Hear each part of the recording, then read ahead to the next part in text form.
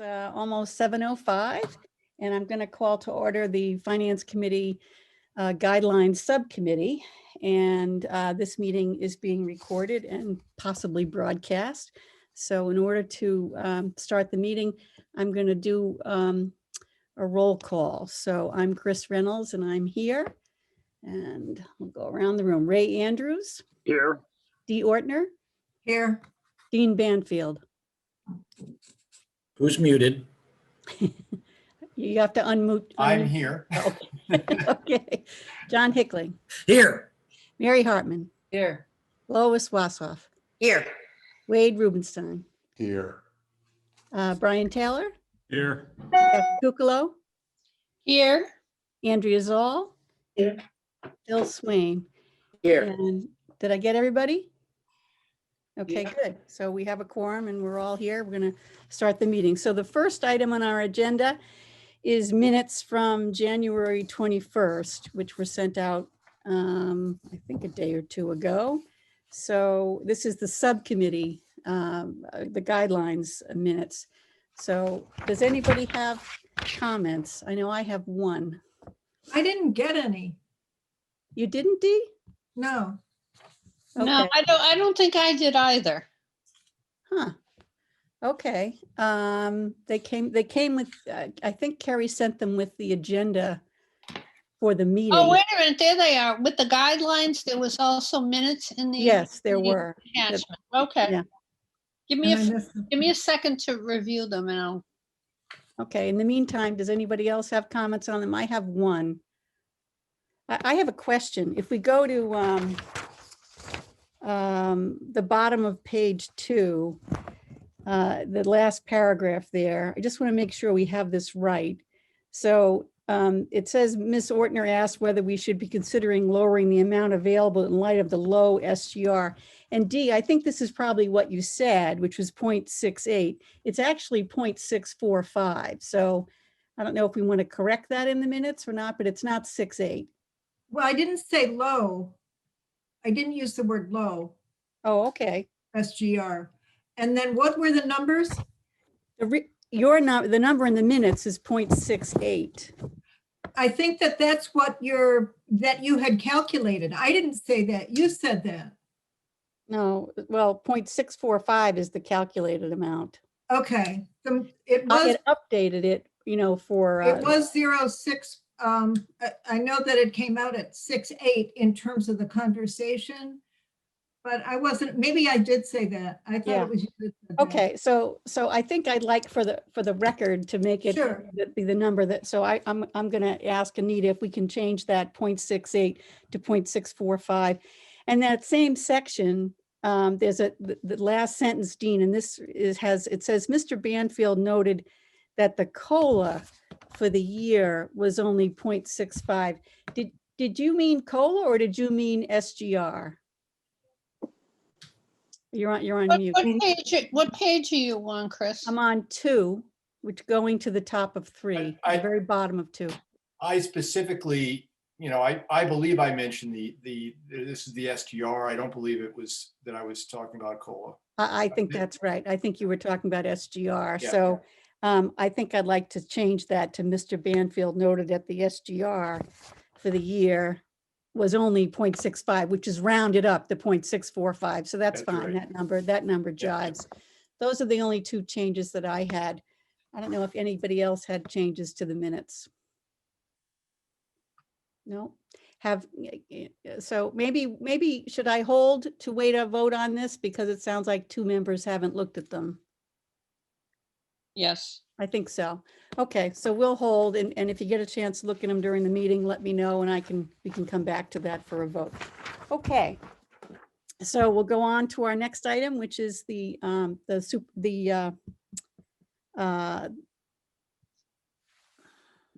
town manager's presentation on town budget. So Stephen, I think you're here somewhere on my screen. There you are. Chris, aren't we doing the CPS first? I was just saying- I wasn't I gonna was say anything. I was just gonna say, Sorry, you're right. Lori, Lori, no way I was gonna let that pass. You're right. No, you're right. way. You're absolutely right. I'm sorry. CPS I'm goes like, first. wait, I haven't early bedtime tonight. Yeah, it's Yeah, CPS. I saw the CPS presentation come in. I mean, the town one come in, so I had that on my mind. Sorry, Lori. So you No, are. it's funny. I actually pulled the agenda right before just to double check that exact question. So it's just funny it played out. Yeah, sorry about that. So yes, it's CPS. Okay, so let me just make sure Jared's back after all that. Jared, I know we turned your video off, so I just want to be sure he's there. I'm here. If you can hear me. Can you turn your video on or does Chris have to do that for you? Let's see. There you go. Here we go. All right. Great. So I'll just, get us set up here and then Jared will take over and we'll co-present different pieces of where we're at. As we mentioned in January, we are actively building right now. The good news is we're a little farther than we thought, and we've actually been able to compile what we've built and get a first pass at what number we're at. It is not our final number. So I want to just stress that to you because it's higher than you're going to want it to be, but we're not done working. So we don't expect that this number will go anywhere but down some. We can't say how much because we're still making our way through some inner pieces of the different factors that play into the budgets. But this is our first pass. And I think what we were able to really do here is identify a bit of a direction. So we'll talk on that when we get to that slide, and then to see the high level view of how different elements are playing out. We have more details to review. So that's where we are. We shared this with the school committee the other night. We are due to present to them a recommended superintendent's budget on February 23rd. So you're just a couple weeks out from getting what will be the recommended number. But I think it's great to kind of give you a status update and answer questions along the way. And then you'll just continue to be more informed as we make our way through the budget build here. Jared? Dr. Hunter, so Yeah. just one question on the calendar. So on the February 23rd, are they expected to vote on that date? No, they'll just be Okay. receiving the recommendation for the first time. Jared's going to go through the dates and the slides. So let us know if you have questions after that. Okay. Great. I just need the screen share. Let's see. Perfect. Can everybody see that? Yep. Yes. All right. So hi, everybody. It's been a long time since we've been here. So what I'm going to do is I'm going to go over, the first thing I'm going to go over with you is the timeline. As Dr. Hunter just said, we're actually, I feel, ahead of where we thought we would be even a week ago. A week ago, some of the numbers that we had, we really sharpened our pencils, over the weekend, and I think the numbers will reflect it. And I'll go over first the timeline, then some numbers, some budget drivers, and some cost savings. So I just want to go over the timeline as it was on Tuesday. This is the same presentation that I presented on Tuesday, but we've had 48 hours to really continue our work.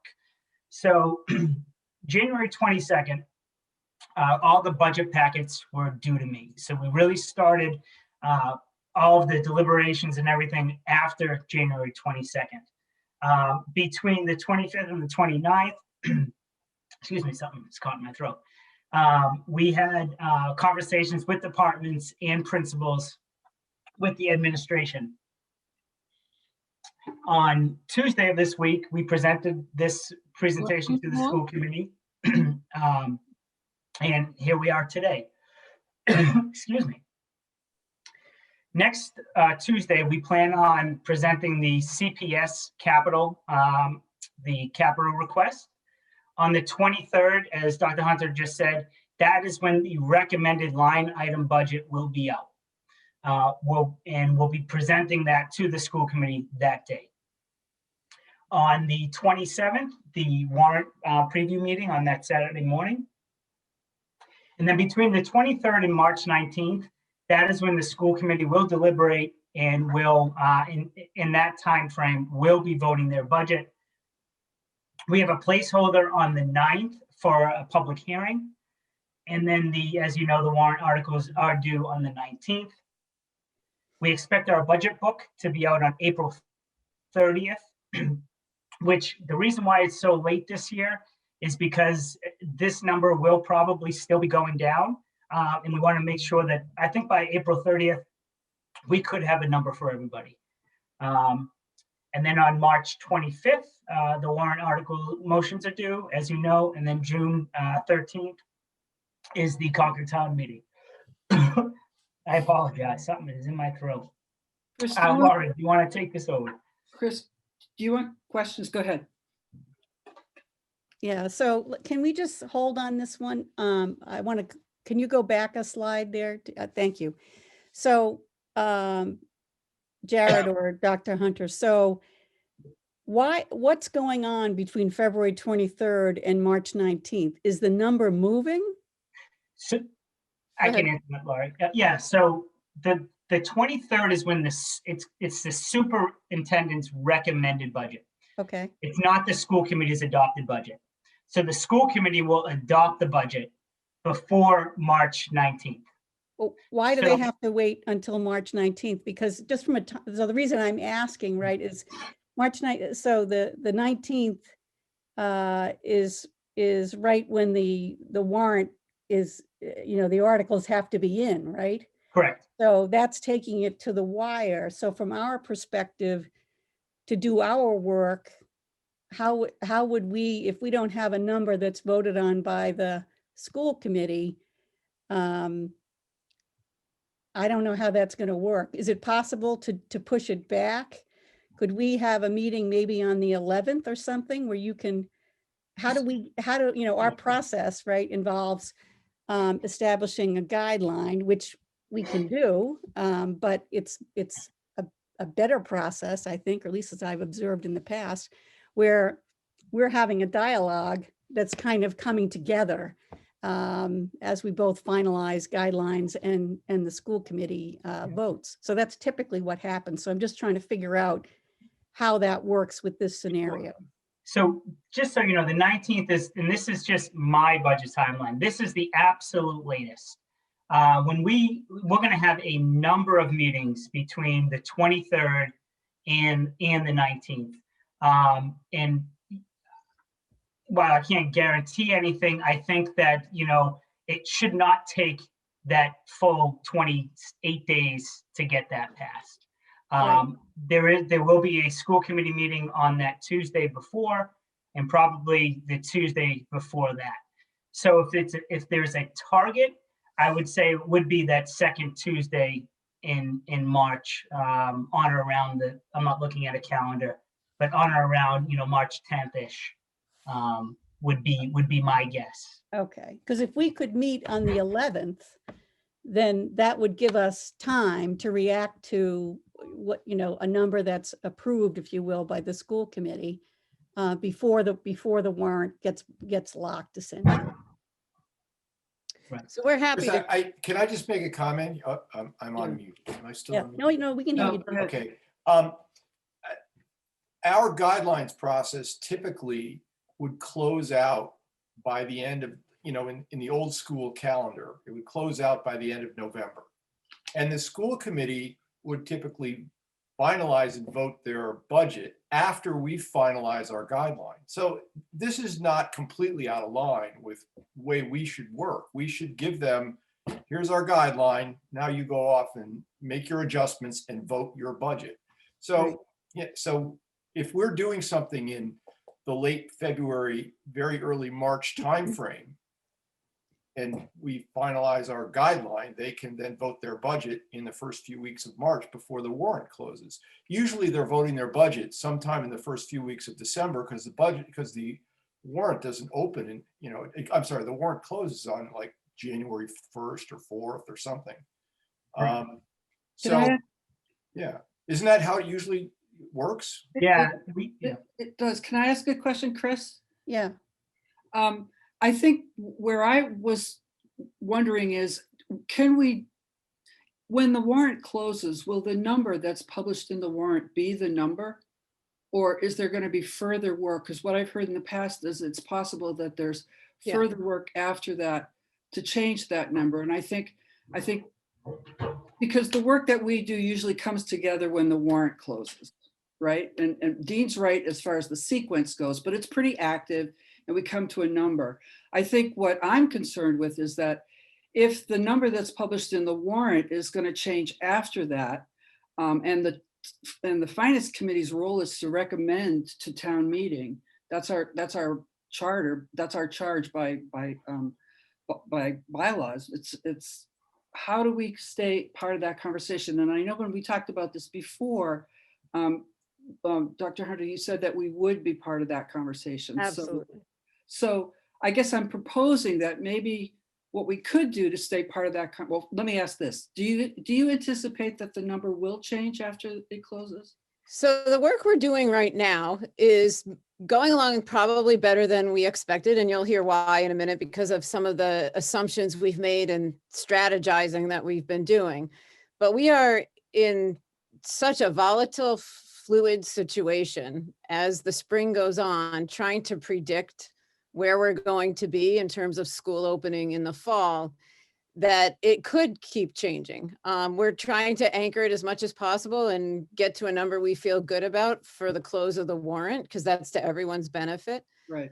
But there's a lot we don't know. And that is unfortunately the situation we find ourselves in. We're trying to build ways to moderate the fluctuations based on information as we get it. But we're just not going to be sure. I think the one thing you'll know is the number the school committee finally approves in March will be the highest number we'll have. And we aren't allowed and able to increase it after the warrant closes. So that would be the direction. And even tonight, we're here saying what we're going to show you tonight. We expect to continue to be able to reduce as we get into the details, another layer. But we are building contingencies and flexibilities, and we'll talk through that all in a minute. So we're I think doing what I'm saying the is more that- time that goes, the better and closer we are to the real number. In March, will we be as close as we possibly can be? We're trying to be, but I don't want to promise that because there's so much moving around us right now that we may still be in discussion and I expect we'll still be bringing updates to both you and the school committee throughout that April and May timeline. Maybe we'll be coming and saying it's the same and we still feel really good, but we're just not going to be able to predict that for certain. And just to clarify too, March 19th, the warrant articles are due. It doesn't close until March 26th. So you'll have that extra 7 days usually. So the 19th is not the closure. It's just when they're due.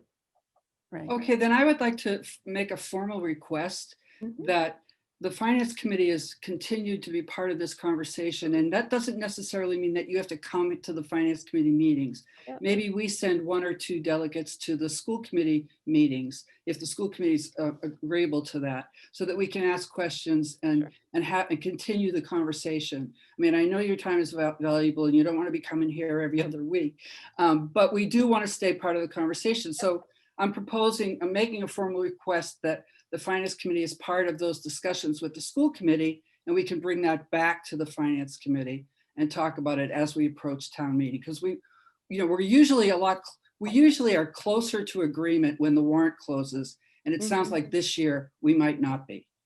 Right? Yeah, and I certainly assumed you would be engaged throughout all of that timeline. Thank you. Thank you. Thanks. Go ahead, Okay. Jared. All right. So Dr. Hunter, why don't you, this next slide, I'll pass over to you. So this is the foundation on which we built the budgets, and it took a little bit for us to get to this iteration because I think last time we were here, we said we were going to need to build for all of the options that were in front of us, whether it was a full return, continued hybrid, some portion of remote. So in really thinking through and looking at how it was best to put this together and making a big assumption, partly because we can see progress. We see a vaccine on the horizon for teachers. We're starting to do asymptomatic testing with some limited state funding and hopeful to be able to continue that.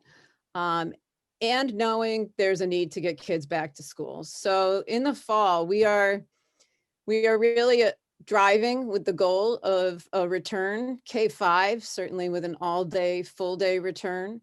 This is only the CPS budget tonight. So at the middle school, with that same goal, knowing it's a lot more complicated at the middle school than it is K-5, just because of how structures work and the space available to us.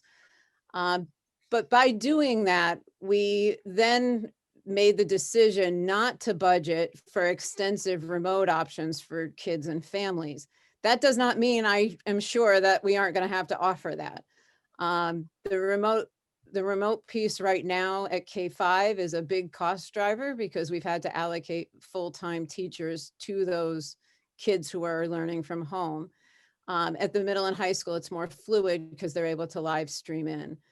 So we took a bit of a risk here, but we have CARES and contingency funds and decided it was most comfortable to use that as the backup plan. So whatever remote work we need to offer full-time to elementary kids is not in this budget. It is based on knowing we have CARES Act funds. I actually was on a call yesterday with maybe some potential regionalization of those kinds of offerings to kids. So each district's not trying to create it, assuming the numbers are going to be smaller than they are this year. If we even have to offer it, that's still a question that hasn't been answered by DESE. It's also important to note, also similarly, a cost driver for us in COVID this year was the student supervisor positions at the middle school. We made another big assumption that we would not need those positions, or if we did, we would fund them through CARES Act. If we had left those two pieces in the budgets, we'd be bringing you a budget of, I don't know, 8 or 9% increase. And we all know that's not doable. So by using the offsets that are available and assuming we can cover things there with some hope that those costs are dramatically different next year than they were this year, we're able to come in a lot more reasonably. Another piece that's just important to note, we're actively inventorying and looking at our PPE and our needs outside, and some other COVID expenses and deciding what strategy to use for those. We believe through CARES Act, we can also cover those outside of the operating budget. And a couple of things worth noting as we get into the discussion of the numbers. There were things that we cut in this last summer that do need to get reinstated. They were cuts because we knew in COVID they weren't actualized. And now that we're going back towards normalcy, we need to build them back. And so there's some increase just to get back to that baseline. So the two we pulled out as examples are substitutes. We have not hired per diem substitutes the entire school year. So we need to put those lines back in, assuming by mid-year we're having individual subs come in on a daily basis. And professional development, we dropped pretty dramatically because the opportunities for teachers were a lot more limited and were usually virtual and less expensive. And so that is a number we need to relook at and build back up again to what it was pre-COVID. Software, we've been working really hard to really inventory our usage. Obviously, the technology has been a mainstay to the world we're in right now and how we're delivering education. We're looking at the platforms that we had to bring on in COVID, Zoom being probably a great example.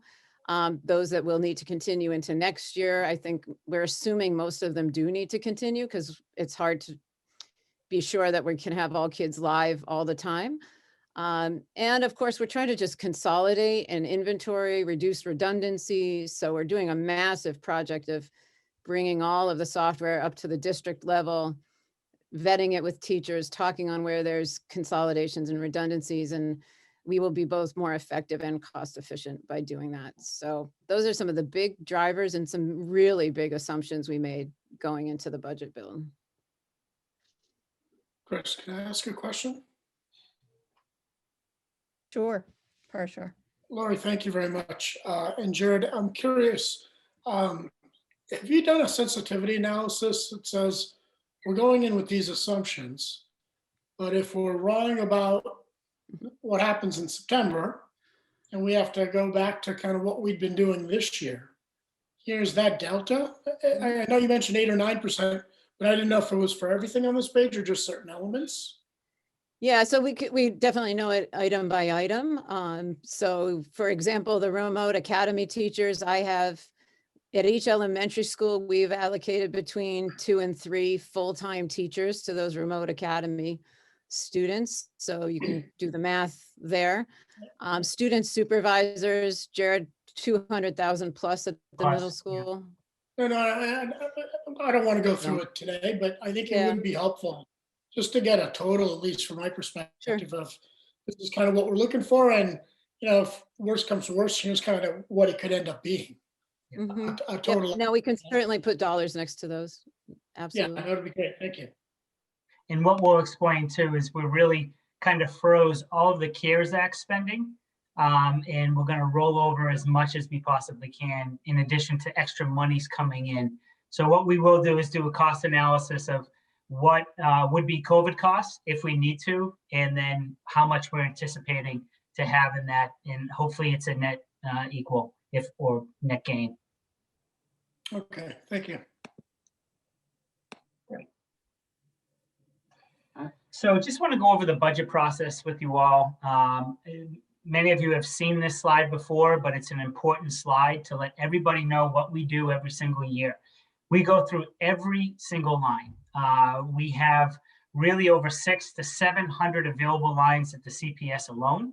We don't use all of those, but we go through every single one of them. We look at all of the salaries. We are in, as you know, contract negotiations with all of our CPS unions. We look at class sizes. We are going through all of our software and all of our hardware. Again, our PPE, doing an inventory, trying to get ahead of for next year. But also we are getting a number of donations, I should mention, which is really coming in handy, whether it's face shields, face masks, etc. So that's another thing that we are keeping an eye on in the current inventory. We've gone through all of our contract services and memberships. Special education, the numbers are going to speak for themselves. Our tuition students, out of district students, are almost half of what they were either 3 or 4 years ago. We look obviously into all of our grants, all of our revolving accounts, all of our such as circuit breaker, etc. And then obviously all of our supplies, materials, textbooks, legal, etc. We exhaust every single line, and every single line is built up. There is not, just a line with a level fund next to it. There's some sort of explanation. I just add to Jared's comments because I think in this budget build, it was probably more important than it's ever been that we did it that way, because between the closure and the different models this year, we made them go, really back and inventory what they had and what they'd been using in a really specific way that I know has tightened these numbers up considerably, and we can talk on that as we go. Right. I think this slide actually, while that number on the right side may be a little bit higher than you want to see right now, but you got to remember, we just got all of the packets. We just had our first round of deliberations, and we're already down to 4.35%. So when departments submit their lists, a lot of it is a wish list. So again, we've gone through every single line. We still obviously have reductions to make, things that we need more information on, etc. But right now we are at a 4.35% increase, which is not that much higher than we received for this fiscal year. We got 3.52. Some things in these numbers are revolving accounts that need offsets. So I'm going to be talking about a little bit of some of our budget drivers. Those will go down once we offset those costs to, say, the MECO grant. That is the big one, or Title I. So some of the salaries that are in these numbers you're looking at right now are actually going to come off the general fund and going to be charged to these grants. We've actually done some work since the school committee meeting on Tuesday, but we're still working and refining those numbers. So here's where we are to date. This will change. There might be some some big changes, such as in the 2000 series, and maybe even in the 9000 series, which is already down 200,000. And I'll explain a little bit more on that slide, on a future slide.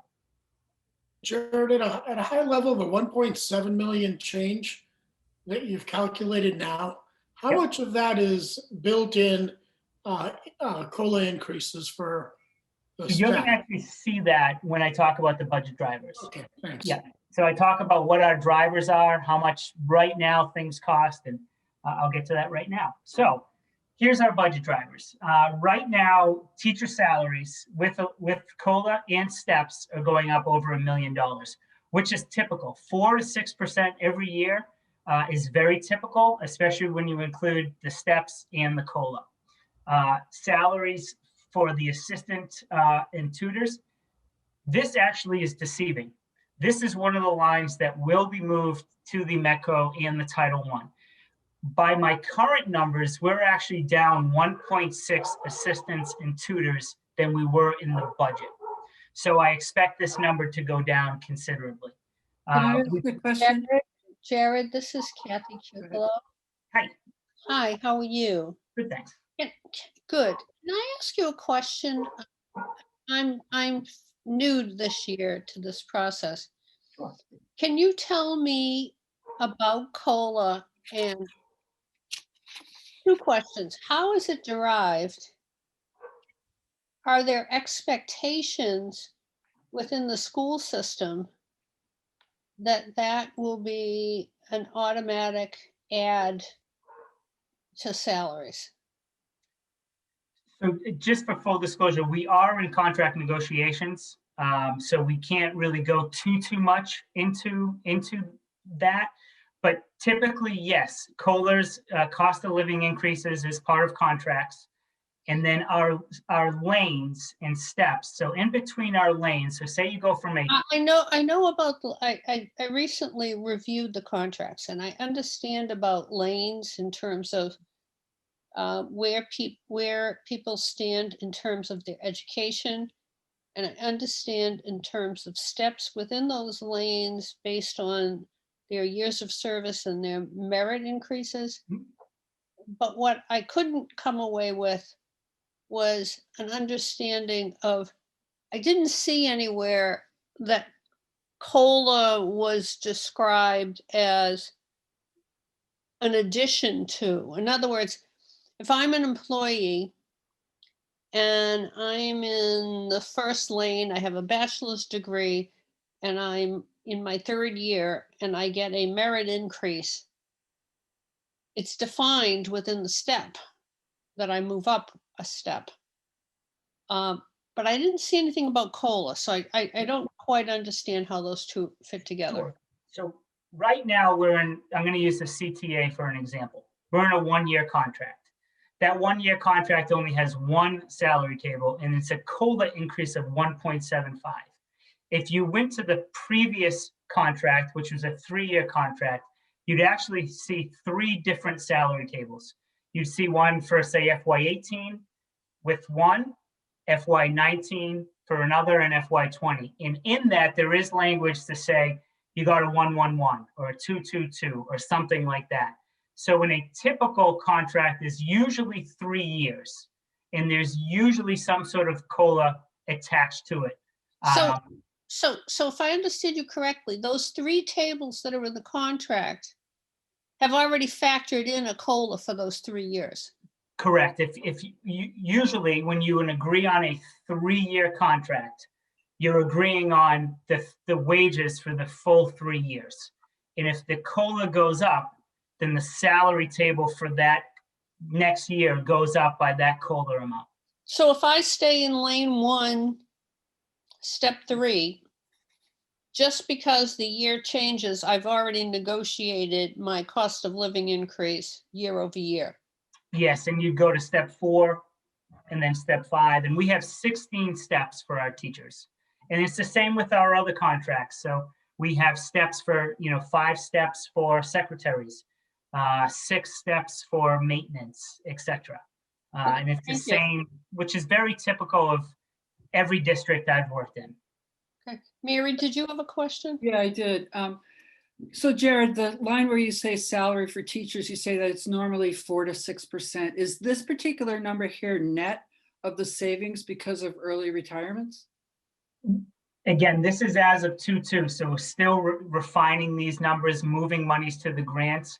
But yes, this is with the savings. And how much, do you know how much that is? Since we started the early retirement, I can honestly say hundreds and hundreds of thousands we've saved. And it's actually going to show as a budget cost savings, because now we're past the peak of paying the 30,000 or 40,000. Now it's 30,000 for the early retirement incentives. They would get, 13,000 a year for 3 years. No, I understand that. It's just, I think when you have an early retirement, there are two things. One is you give them a payout, which I guess this year was 30,000. And plus you save some salary because you're bringing in people at a lower, at lower steps, I guess. But this number here that you have, the 1,084,510, is that, that's net of the salary reductions that you were able to enjoy because of earlier. Okay, so the real increase to the base is actually higher than this number. Right? Is that yeah, if you add 500,000 to that, it could jump up in the 5.5 range. And what I do, just so everybody knows, when I present this budget, it's usually triple the slide numbers. And one of the slides that I always produce is the estimated savings that we have received on the early retirements. So you can see starting in FY18 all the way through what we project to be the savings, and that will be a slide. And you can see that it's a considerable amount. Okay, so this number represents a lot of moving parts. Any full-time equivalent, any headcount increases embedded in this number? We're still a little bit, but we're still not done with the FTEs. In addition to the salaries for the teachers are also longevity. So longevity is a salary. So longevity is also, which I do break out in their own line, but for budget and driver purposes, I include them with the full package of the teachers. Okay. So longevity is also going up, not a considerable amount, but again, we're in contract negotiations. Right, okay. Hey, Jared, so on just following up on Mary's question. So the current offer on early retirement, I think it's a small number. Am I correct? It's 30,000. No, the number of people who took it. Correct. At CPS, there were 3. 3. Yeah. So right. So the majority of the benefit that we were just discussing comes from prior years, not from the new offering. Yeah. Good okay. Point. Okay. Good. What was I going to say? Something else I thought of, but of course it's gone out of my head. Oh, I know, on the steps. So my understanding is people have to declare in November if they're going to request or going to come through with an increase in lanes. So meaning that they change their education. So you do have a good ability to predict that cost. Is that true? So one of the things that we do is we get on November 1st for CPS, we get anticipated lane changes. So that is in this budget. There is something in there for the ones that are anticipated. Some of them don't always get it. And we also have had some get double lane changes that we have to account for. Is that a significant driver, or is it really more the steps / COLA? It's not a significant driver. It might be 30 grand. Okay. And the same thing as you said with longevity, it's in there, but it's not a big driver. Yeah, so it's correct. It's not a huge increase. It's especially at the CPS level. And the money, you got to understand too, the money's already really in there and built in. So while when people retire, they might be going off at a much higher step, and a new person might now have 10 years, while the person going out might have 30 years. And there's a significant decrease on somebody with 10 years versus someone that's been here for a long time. Right. Okay, thank you.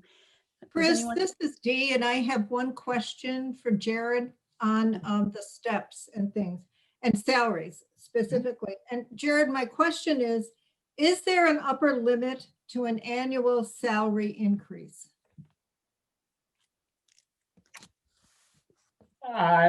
With the so do you mean with contracts or? With your teacher contracts, yes. Let me I- try, Jared. yeah. So they can progress up the steps and lanes as Right. far as the chart goes. Once you max out at the top of the chart, the only increase you get would be COLA and longevity. Okay, but is there, Jared mentioned somebody who went up 2 lanes. Oh, if they got so if they got their credits and they went from say a bachelor's right to say a master's 15, which Right. is Very doesn't happen rare. a lot. No. No, Yeah. I would assume that would be very rare, but I'm Correct. just wondering so there is no upper limit in terms of a person's salary increase per year. Per year, well, they'd have to only be able to physically manage to get the credits. So that becomes the default limit. It's very rare that we see anyone get a double shift like that because they're working full time and can only do so many credits at once. So I would say never more than 2, D. I've never seen that. And they Okay. might have missed the deadline too. Right. So that happens. So if they miss the November 1st deadline, then they don't get that increase for the full next year. And then they can work towards another increase the following year and they might get a double. Okay, okay. Is there any monetary value? I mean, what's the highest somebody has gotten in terms of a salary increase annually or in 1 year? So if it's about 2 to 2.5% in between lanes. So if they got a double and they're on steps, it could be, so a couple of years ago, the 2 unions, the CTA and the CCTA, we did a double lane change actually for a double step for all teachers. So to give you a dollar amount, it could be upwards of 12, and that's a very, very rare occasion. Yeah, could you give them a more typical number, not just the Yeah, so a 6, lane change, somewhere in there, 7? yeah, like $4,000, Yeah. yeah. Okay, And Good, what I thank do, just so you know, is Yep. when I do report the budget, I get it to a cent on what we're anticipating for lane changes. So, if 15 people came in, we add it up, and I say that was $34,272.16. So I like that 16 you cents. gotta add that. Thanks, Jared. Dr. Hunter, I just wanted to go back to something that you just said. So in the steps, there's a min and a max. And if you hit the max, you were able to get COLA on top of that going forward. Do I have that correct? Correct. I didn't realize that. Yes. So somehow in the contract, they must break out what the COLA is so you know what to do, right? It's not just baked into the step number.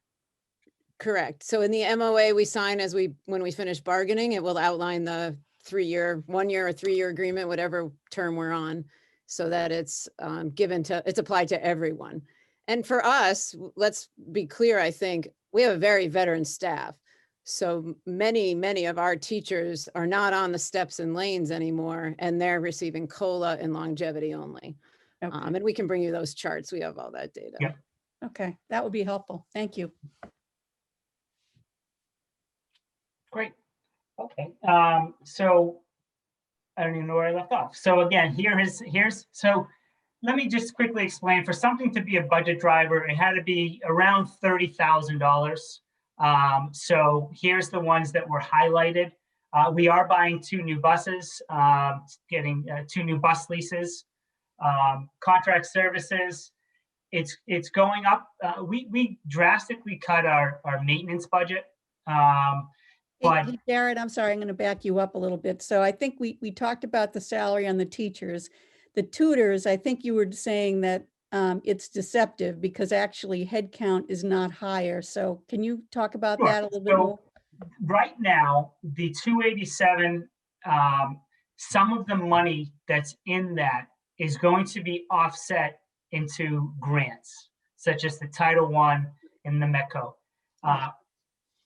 They are not embedded in these numbers. So the head count, the current head count, which we're still working on, is 1.6 FTEs less than the FY21 budgeted. So again, the reason that 287 looks so high is because I need to move monies out. Okay.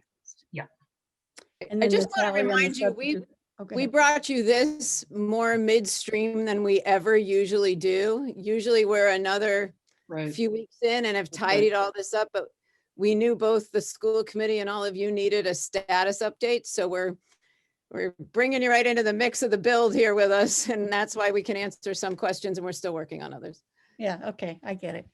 But again, go I ahead. just need to reiterate that 4.35 is a great start. It's a great start. And like I said, we still have another 2+ weeks to get to hone this and deliver it to the school committee. Can I ask a question about the substitute line, please? Sure. Yeah. So you said now you're rebuilding your substitute staff. Is that correct? Because last year you didn't want people coming and going, right? Correct. So how did you cover classes that needed subs last year? Oh, we're still in it, Mary, not last year. Every okay, day. yeah, trying to now, figure how are you this out. doing it now? We are really just using the staff that we have. So there's constant shifting by the principals of where tutors are, or, you know, co-teachers might not be co-teaching for a day. It's very complicated with the moving quarantines and the ongoing shifts of who's in school and who's not. So we're doing it all within our own staff. It's not perfect, and it some days feels like we've got a, you know, Band-Aid and duct tape to get through the day. So, but it, for safety reasons, was the right decision. Right, right, okay. Yeah. Great. And the professional development, so Jared, so is that something, it sounds like you were able to do some of it, the teachers were able to do some of it either via videos or internal sessions as opposed to travel or going to courses. Is that something that you could keep doing for another year? Or is that something that you feel has an impact on training and so forth? Want me to grab that? Yeah. I envision, one, I don't think that we're immediately going back to where all those opportunities are going to be readily, perfectly available in the fall or even summer. But I also think there's going to be this new hybrid model of PD. So there'll be lots of virtual experiences, and we need them to get back to the in-person experiences. The virtual is great, and it's amazing what we've been able to do with that. And I hope it doesn't go away because it's very accessible and convenient. But I also know that getting the depth and interaction and mastery without any in-person or firsthand learning can be a challenge. So we're hoping for a mix. We're hoping for all the options, Chris. We'd like to see it all. Does this reflect a mix, or does this reflect 100% back to? No, I know this you had would to make reflect, some assumptions, so. yeah, this would reflect a mix. This would reflect a mix. We're just not knowing what will be Yeah. back and available. So. Okay, great, thank you. Now we can do the buses, Jared. All right. So 2 new bus leases next year. We're on a 10-year replacement cycle. So I think this will be, again, the peak, and then we can get it fully now in the budget that you won't see an increase every single year because things are coming off and we'll be buying. I do in the recommended budget, I do give an update on, you know, what leases are up, how much we're paying each year, et cetera. And then in our budget book, I give itemized of, you know, where we are with our, you know, 30 to 40 bus fleet. So that's Our- something that we'll see in the future. That's what you're Yes. trying to tell us, yes, okay. Yep. Contract services, again, they're up Just ask a 58,000, but it's Dean, I think there's 150. Sorry, Jared. I think Dean has a question. Yeah, so on the buses, where are we in the cycle of the grants for the electric buses? Right. Just a quick- So we actually have a conversation tomorrow. Well, part of it is about the electric bus with Kate Hanley. The second round has not come out yet. And we just found out recently, very recent, that the first round, there's still a delay on when we're going to get that bus. Now it's looking like July, sometime this summer. So there's no new updates for the next round of the VW grant. So that is the funding that town meeting just approved at the last town meeting. I think. Correct. Okay. And But that- we're going to be working on the capital in Knox Trail, building getting the battery chargers run. And we had a conversation actually with Alan yesterday. So Great. we're Thank on you. schedule for that. Thank you. Great, yep. So salary for custodial maintenance, that's up 4.42%. We are, to reduce contract services, we are potentially recommending an additional maintenance body, which will save the district money in the future. Utilities, modest increase of 3.38%. It's really at the middle schools because all of the filters are left on, windows are still being open, so we're anticipating an increase in electricity as well as heat. Some more budget drivers.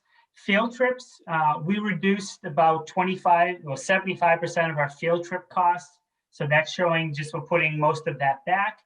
And then the salary for the nurses. The reason why that is up is because there was actually some lane changes. And we're including a new nurse stipend for the lead nurse at the high school, at the CPS level. So overall, we identified just under 2 million in budget drivers. And budget drivers need to be offset with cost savings. So right now we're estimating about 406,000 in cost savings. Really 3 things. The first thing is the special education tuitions. The reason why you're not seeing the $257,415 is because that's our true right now savings, as well as the IDEA offset is going up by 40,000. But our circuit breaker offset was about $650,000 in FY21's budget. Because we're bringing so many kids back in and doing things in-house, our circuit breaker reimbursement is less. So we're anticipating right now, instead of 650, to get about 555,000.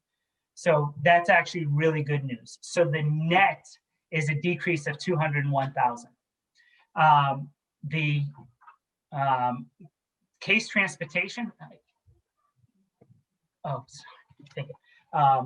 So case transportation, this is our cost. This is our transportation for our special ed. We're actually getting a credit this year in some additional savings. So the cost is going down in 1 year, $158,000. So that's a big offset and a big savings. And then the sick leave and the early retirement, we're past the peak, as I was saying before. So we're seeing just under $47,000 budget offset in there. So again, overall, cost savings of just under $407,000. So just wanted to explain the offsets a little bit more. Can I ask a question, Chris? Please. Yes, please.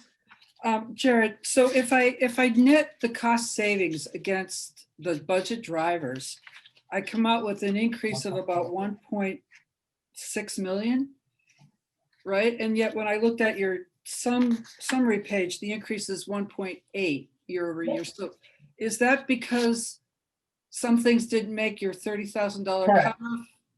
So I have it to the penny, about another 178,000, give or take. And there's additional increases in non-union salaries, clerical.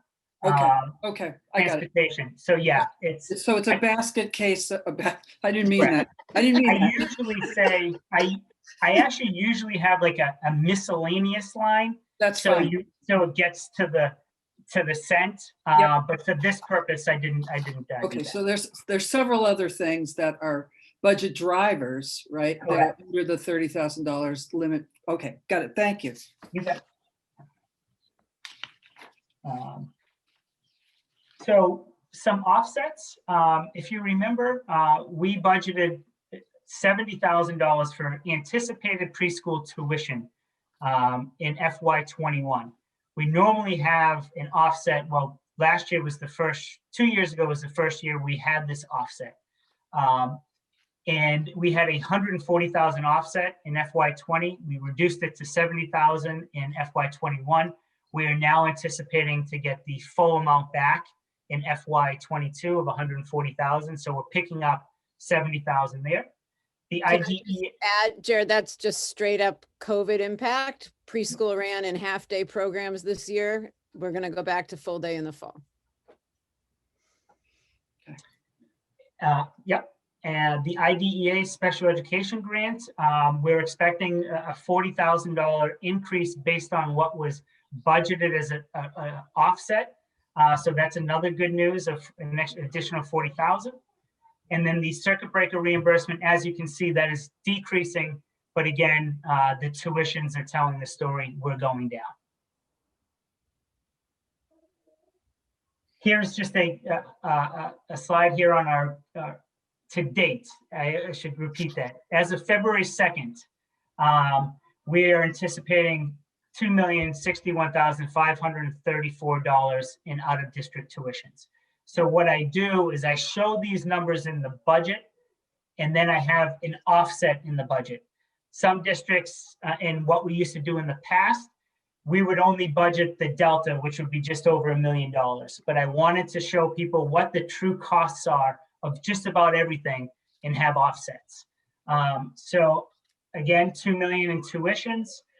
Circuit breaker is an offset of $555, and then the $440 for the IDEA grant. Hey, Jared, thank you for doing this. I think this is very helpful.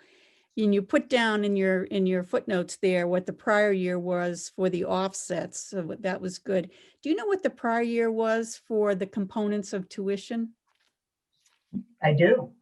So right now, tuition costs were 73. About 257,000 more than this. So just over 2.3. Okay, so the 2,061,000 would compare to 2.3 million in the current fiscal year. Correct. Okay, so the tuition, you can see there, the tuition dropping just as we were looking at earlier. Okay, great, thank you. And what I do again in the line item budget, you'll see FY21 budgeted. Well, actually, you might see FY20 budgeted, FY20 actuals, FY21 budgeted, FY22 recommended budget. Okay. And I don't think I'm going to talk education here with you for a minute. This is just really good educational work we're doing, keeping kids in with us. Yes. Families stay connected. It's good for everybody. It's good for the regular education kids to have a diverse population around them. It's just been really, really great to see what we've been accomplishing here. Great.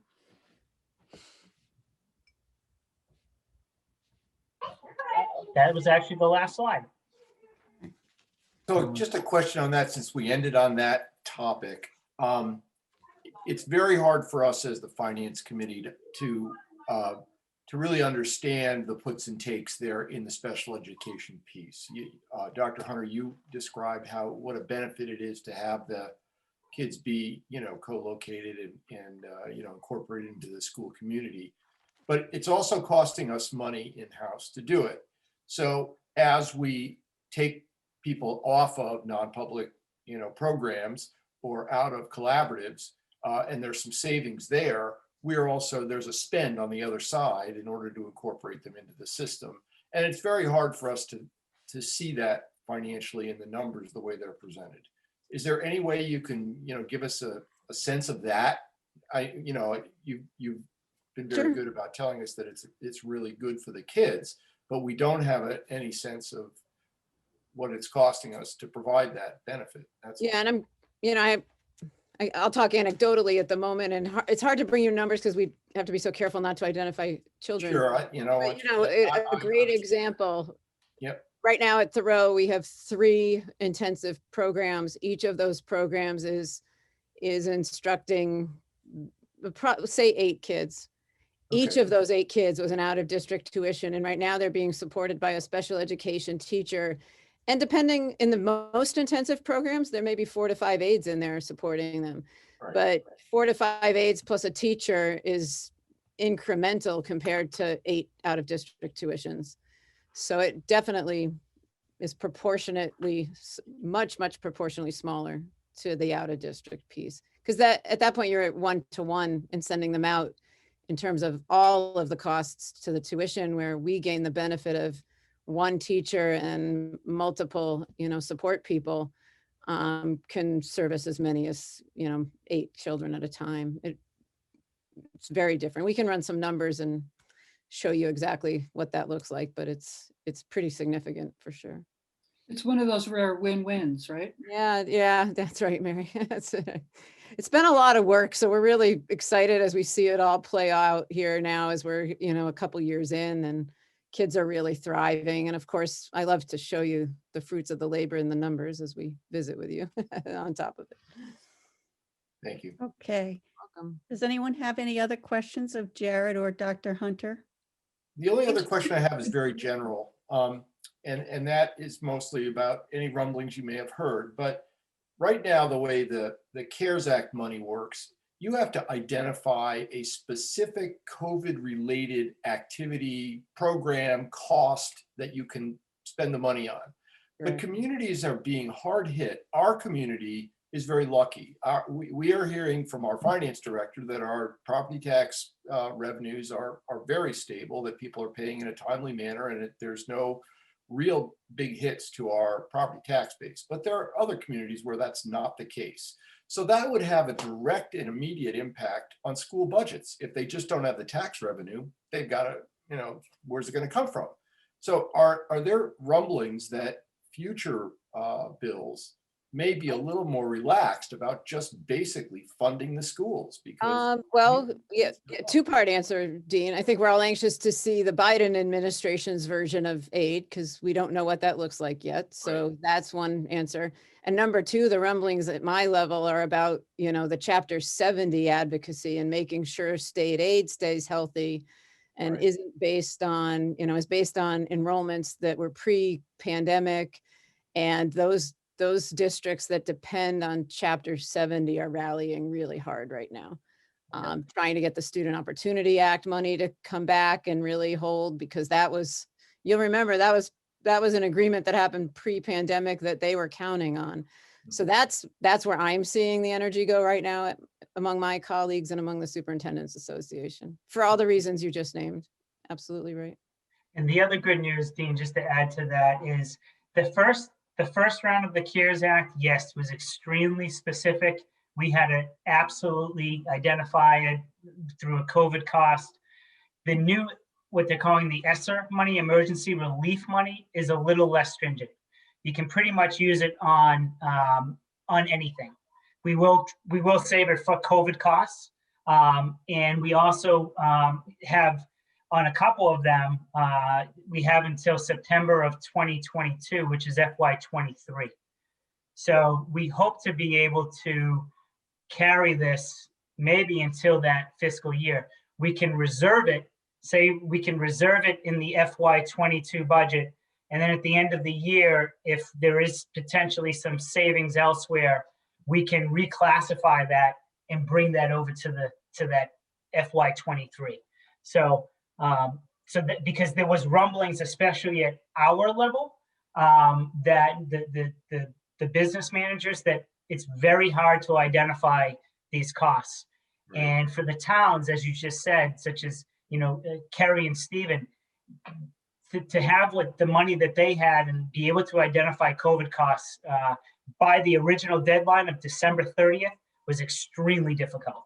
And that is why at the last second, they gave that deadline of June 30th, just because it was really hard to identify those costs. You could only pay the first half a year with those costs. What are you supposed to do with the second half? Right. Okay, thanks. Chris, Pete? just one other question. I really appreciate all the work that you've done for the CPS budget. And my question is, will the regional high school budget follow the same schedule as the CPS one? It will. It's off by a week. We're gonna bring Yeah. that to the committee Tuesday and be back here with you next week. So Okay. it's just a week difference, yeah. It'll be very similar. So I'm a little behind on that one. So we're finishing that up, and He's got a busy weekend. Let's see, you have the whole weekend, that's Jared. right. Who cares about the Super Bowl? That's right.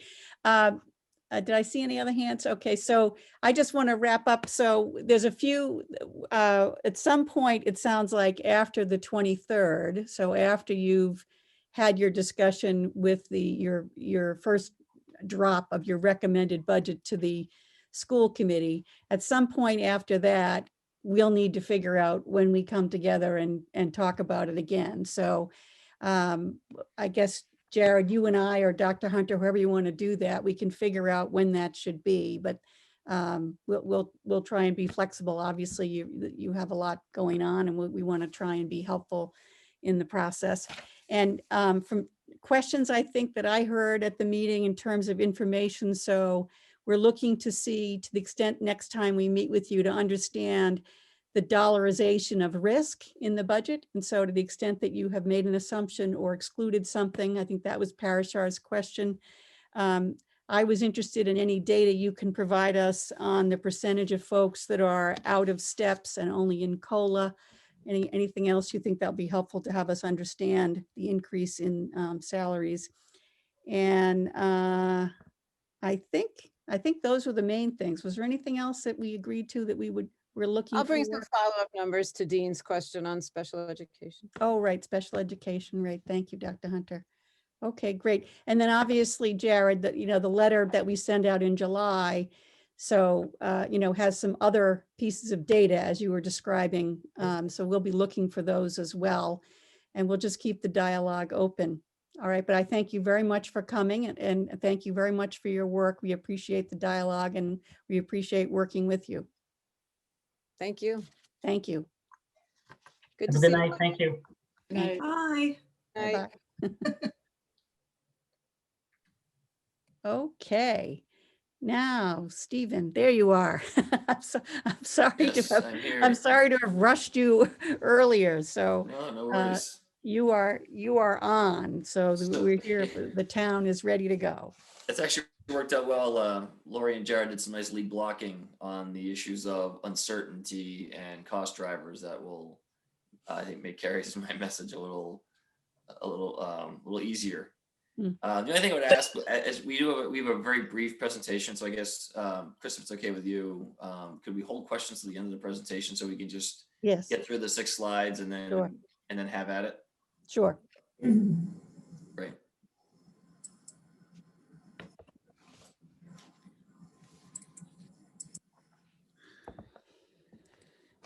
All So, right.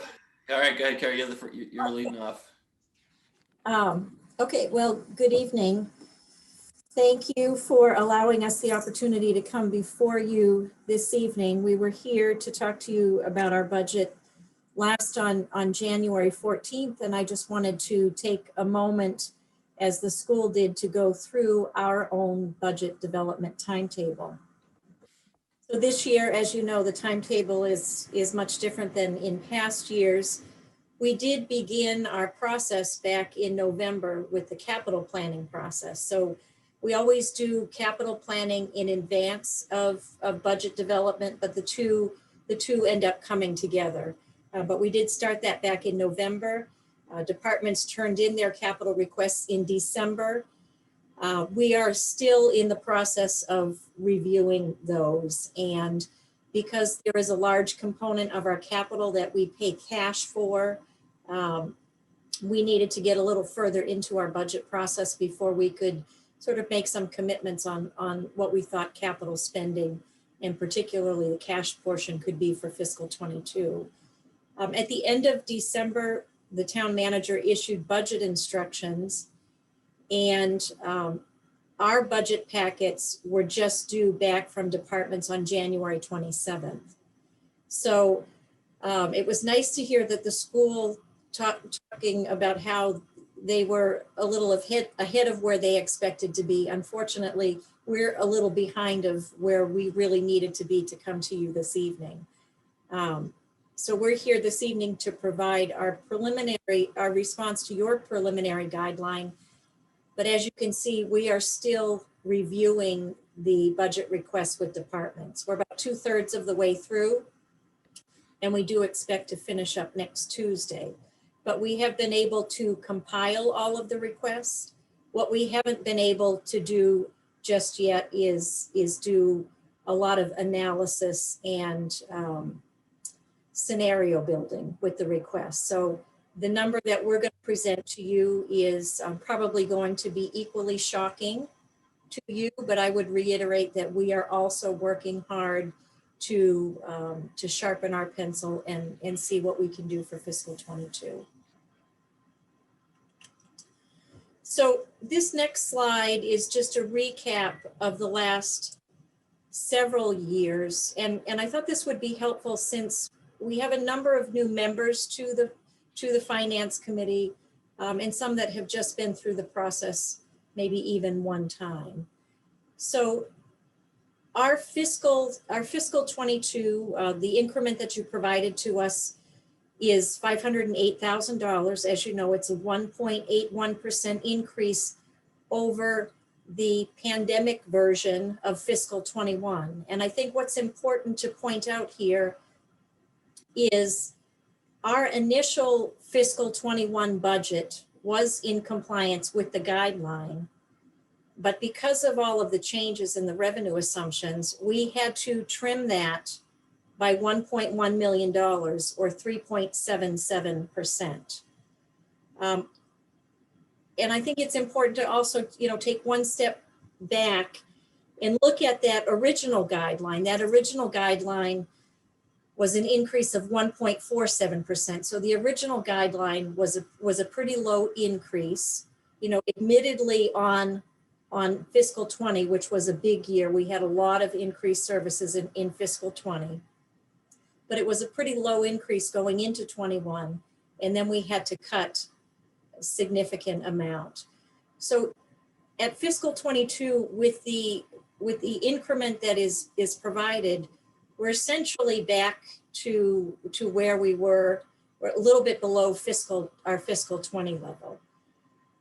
But we were able to make revisions to fiscal 21. I think we were able to come in and meet the original guideline because we did have a fair amount of attrition. We had some position vacancies. So we were able to present you with a low increase.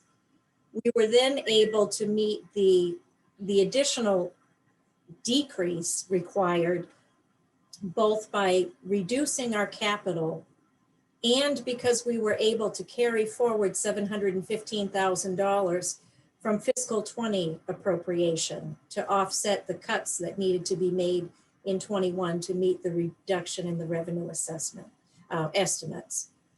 And the reason we had that carry forward, as you may recall, is we had a number of operations that were closed for significant periods of time. So we had some salary savings, we had utility and supply savings, and we were able to do that very easily.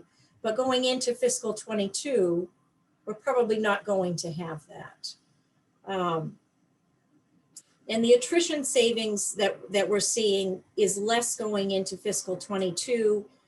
And while we likely can make some cuts to capital, a continued reduction in our capital spending really is not sustainable. So as we put together our preliminary fiscal 22, we identified budget drivers and we categorized them into 5 different categories. And Stephen is going to talk to you a little bit about the 5 categories that we came up with.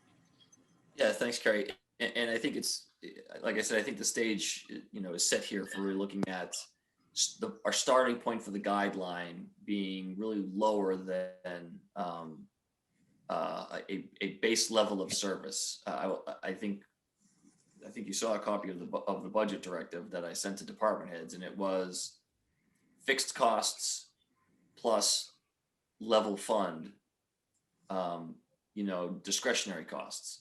And then if there were extras that departments thought were determined to be needed, those should be supplemental. And like I said, we're sifting through, we have all of the requests in, so the number is kind of the wish list, if you will.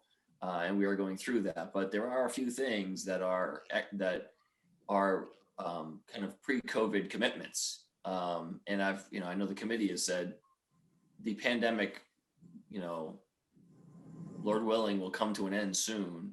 And the town, the operations of the town and the expectation of services will continue forward. And so we don't want to hamstring our ability to do that by being too conservative on the budget. We knew FY21 we could be very conservative because there was so much uncertainty, and we were, we did constrict a bit. So the first category is COVID-19, kind of temporary and permanent things. There are things that we're still doing temporarily that we're going to continue to do in 2020, in FY22. Some of that is the economic vitality efforts, the facilitation of remote meetings. We've got a lot of licenses. There's expense related to a lot of that. And then there's permanent things. We had to consolidate custodial services and really change our model on the fly because of the expectations, and we're going to continue to do that on an ongoing basis. And then of course there were technology upgrades we needed to make to facilitate remote work to keep our employees safe and conform with the governor's guidance in terms of workplace occupancy. Those guidelines or those rules do apply to the town departments, or most of the town departments. So in category 2 was cybersecurity. The fact that the town had a data breach a couple of years ago is well documented, but it's not just that. The cyber scams, the biggest one that's hit many communities is the phony unemployment insurance claims. We need to basically better protect our systems from cyber attacks and cybersecurity issues. And so one of the things we're doing is upgrading to Microsoft Office 365 and making a number of hardware upgrades to our systems as well. Those in some cases that those can you go back? Okay. In some cases those are hardware costs that would maybe have been that could be capital costs. But in other cases, there are going to be increases to annual operating costs that supplant what would have been a capital expenditure. So, and there's a lot to that, and so I can't go into a lot of great detail on that. But it just that's somewhat of a new concern that we really need to be more aggressive about addressing. So then, category 3, our planned increased service levels. We had been on a path for. We knew the library expansion, once it broke ground, was going to be done in FY22. It is a much larger space with many more operational needs. This is something that the community had talked about and planned for many years before construction started. So it's a commitment that was made pre-COVID that we need to fulfill when the expanded library reopens. The committee knows that we've been on a growth trend for the facilities department, which is a new department. One of the things that certainly having having a consolidated facilities division has been extraordinarily helpful during the pandemic. I really shudder to think how we would have been able to respond to the custodial and cleaning needs, but also upgrades to air handling and things like that were really thrown upon us because of COVID. So that investment in facilities has really paid off over the past year or so. And then, Envision Concord talked as one of its primary goals of having, more municipal support for economic vitality. And that was something that I had started that we had started in the FY21 budget. And that's something now that we're going to continue as we build an economic vitality division. So that's going to require an additional commitment. And FY22, we are still in, economic support for local businesses, but FY22, all of it, I'm going to guess, is going to be economic recovery for local businesses as well. And so that investment is really needed on an ongoing basis. And then post-COVID, the town of Concord, needs to make an investment in its local businesses, because I think local business is changing, especially at the retail level. And then category 4 is new service level requests. An example is increased hours from rangers. If you remember last summer, we didn't have rangers because everything was closed. That didn't work out really well, especially on White Pond. So we know that we need to make that commitment this year. As a part of our structural relationship with multiple communities in the Regional Housing Service Office, there are additional costs associated with that agreement this year. And the other thing is structural changes at CPW's Parks and Tree Division that, if approved through the budget, will greatly expand operational capacity on tree work. And I'm sure, as you know, municipal tree work is a never-ending thing. When you have bad storms, it's trees that cause the most problems usually, and staying on top of the maintenance of our tree canopy is extraordinarily important. So, and then category 5 is the fixed salaries, utilities, debt service, things like that. So on this slide, we have broken out our budget drivers and put them in 3 different pictures. On the left side of the screen, we have the increases broken out by functional category, general government, finance, etc. On the right side, on the top, we've broken them out by the categories that Stephen just went through and the dollar value associated. And what I would say is that there are pluses and minuses in each of the categories. And what I'm showing here is the net. So, for instance, in category 1, COVID, we had some COVID expenses in the current fiscal year that we maybe don't anticipate next year. But I have not grossed up in this presentation both the increases and the decreases. I'm just showing the net of those. Yeah, and I do want to highlight that we do go line item by line item through each of the department's budgets and get into the nitty gritty to see, where if there's a line item in one department, like, facilities, if someone's carrying a line item for custodial services under their department or their building line item, we go into that and make sure that if that custodial service is supposed to be provided by the facilities department, that amount gets transferred. And so we do make sure that we had a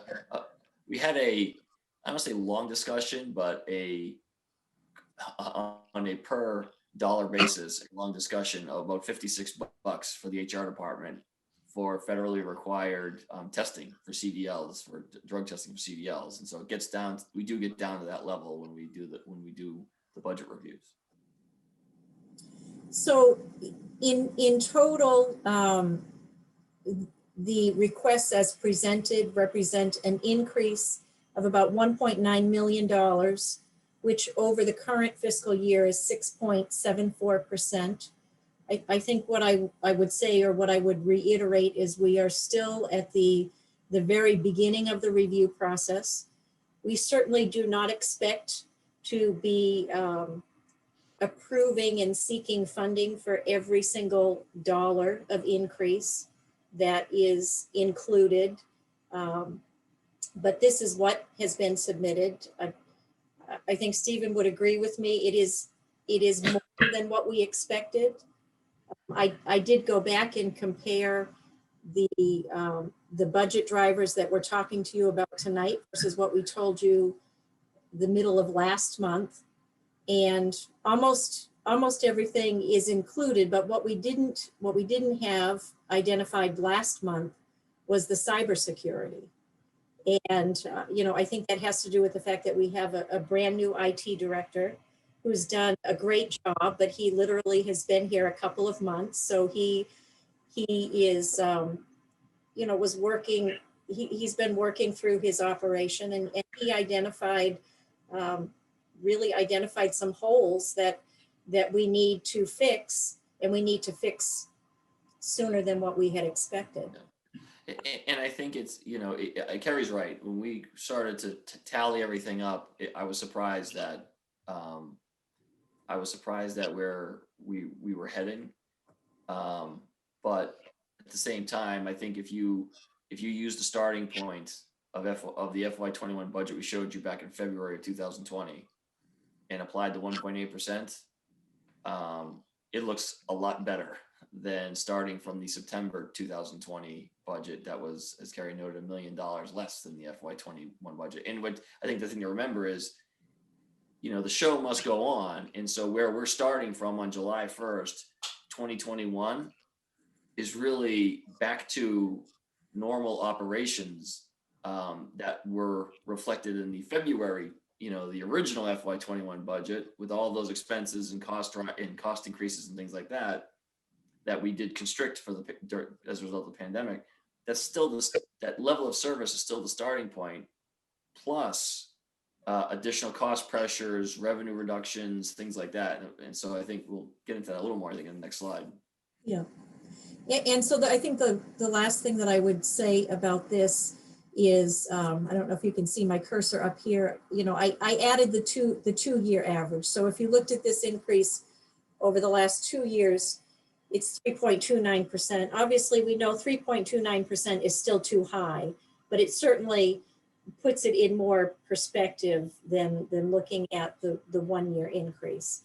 On the bottom of the slide below the graph here is just the same data represented in a pie chart. I happened to be at a meeting earlier this week, and somebody said I love pie charts, so I put it in there as a pie chart, just for anybody here who loves pie charts. Carrie, can I ask a question? I'll say it's similar to what I asked. Parashar, can we just hold to the end? Oh, sure. And we just have one last slide, so you won't have to hold on too long. So what we attempted to do here is to break out the drivers, ones that we feel strongly about, we'd like you to give additional consideration to, versus the ones that we feel that we'll continue to work at. And so the reason that we feel justified, I guess, in asking for some additional consideration, we do have COVID-related expenses. Some of them are temporary, some of them are permanent. Unlike the schools, we don't know yet if there is additional funding for towns to address COVID expenses going forward. We hope that there will be, but we haven't received that commitment. We do have planned increases in service levels, as Stephen mentioned. These are commitments that were made before the pandemic. We feel that they need to be on, and we're hoping you will give some additional consideration to that. And I think, sorry, Carrie. No. Okay, sorry. Go ahead. The dress rehearsal is so much better than the live show. And I think one of the things that when you listen to the school's presentation, a lot of what they do gets impacted by enrollment and some other fairly formulaic things, and a lot of things unfold from there. We have a lot of that as well, but there's things that are more non-formulaic, and I think some of the expenditures and the cost pressures and revenue losses, and I'm going to focus on the parking meter revenue. We didn't have an obligation. We didn't have a mandate to turn off the meters, but we felt we had a moral obligation to the business community. And if any of you participate in either the Economic Vitality Committee or Concord Together or business partnership meetings, you will have heard the gratitude and positivity about keeping those meters off to facilitate, greater economic activity in our business centers. And that was it's worth doing that. but that has a cost to it. We have a contract for meter maintenance that we pay every single month. It doesn't provide for when we decide we want to turn off our meters, where that company maintains what they do. They maintain the meters even though they're not used. And that, so that we have fixed costs that are supposed to be offset by that revenue. But we made a policy decision to give that revenue up in support of the businesses. And so there's been a lot of things that we have done during the pandemic that we normally would never do, but for that crisis. So one of the reasons why I think Carrie and I were both surprised at how this looked was, we were doing it because it needed to be done, and it was the right thing to do. But the cumulative cost to keep doing it is greater than I certainly expected. But I also don't think we're in a position on some of these things to stop, providing that level of support. And I don't, like I said, I think the library expansion is a good example of something that, we knew was coming for a number of years. Like I said, once they broke ground, we knew that it was going to be a certain amount of time, and then these costs were going to hit the town. And I say hit the town, we're going to accrue to the town. But it's a great thing, that it's a great project. It's going to be a wonderful addition to the community. But again, there's a cost to it, and we have to meet the town's obligation to staff and supply the new section. So this is, I guess I would say when we prepared the original FY21 budget, it was a normal budget year. And then when we did the amended budget for town meeting, we made reductions based on the status at the time.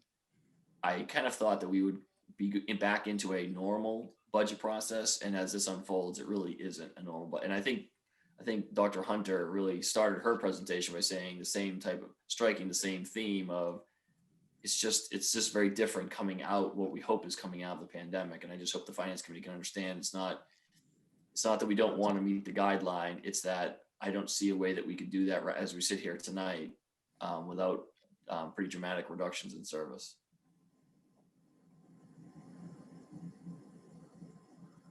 So I think we'll leave it there and open the floor to questions. I have a question, Chris. Sure, Mary.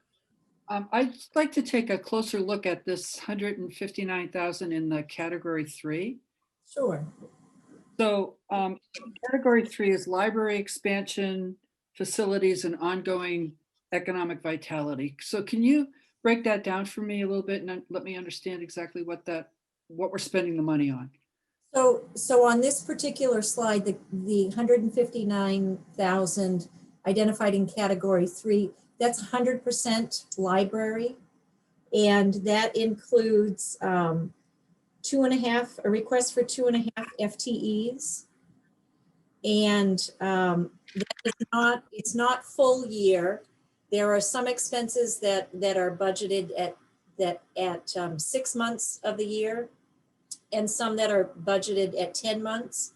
The full year impact is estimated at about $220,000, but because of the timing of when the library is coming online or the expanded area, it's about $160,000 for fiscal 22. And then the $70,000 that is sort of below the line, that is more the economic vitality activities. Okay, so the 2.5 full FTEs in the library, are they library staff, or are these custodial services, or what?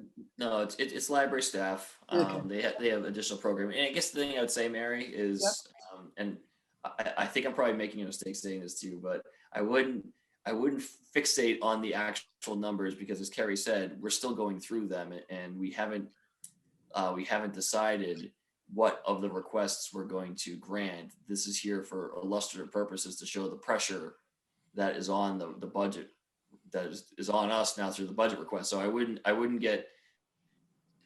take these numbers as final. I'm not. Don't worry, I'm not. I just wanted to get a closer look at that category to find out exactly, because the words planned service increase, to me, I wanted to get a closer look at exactly what that meant. And Carrie said it's people.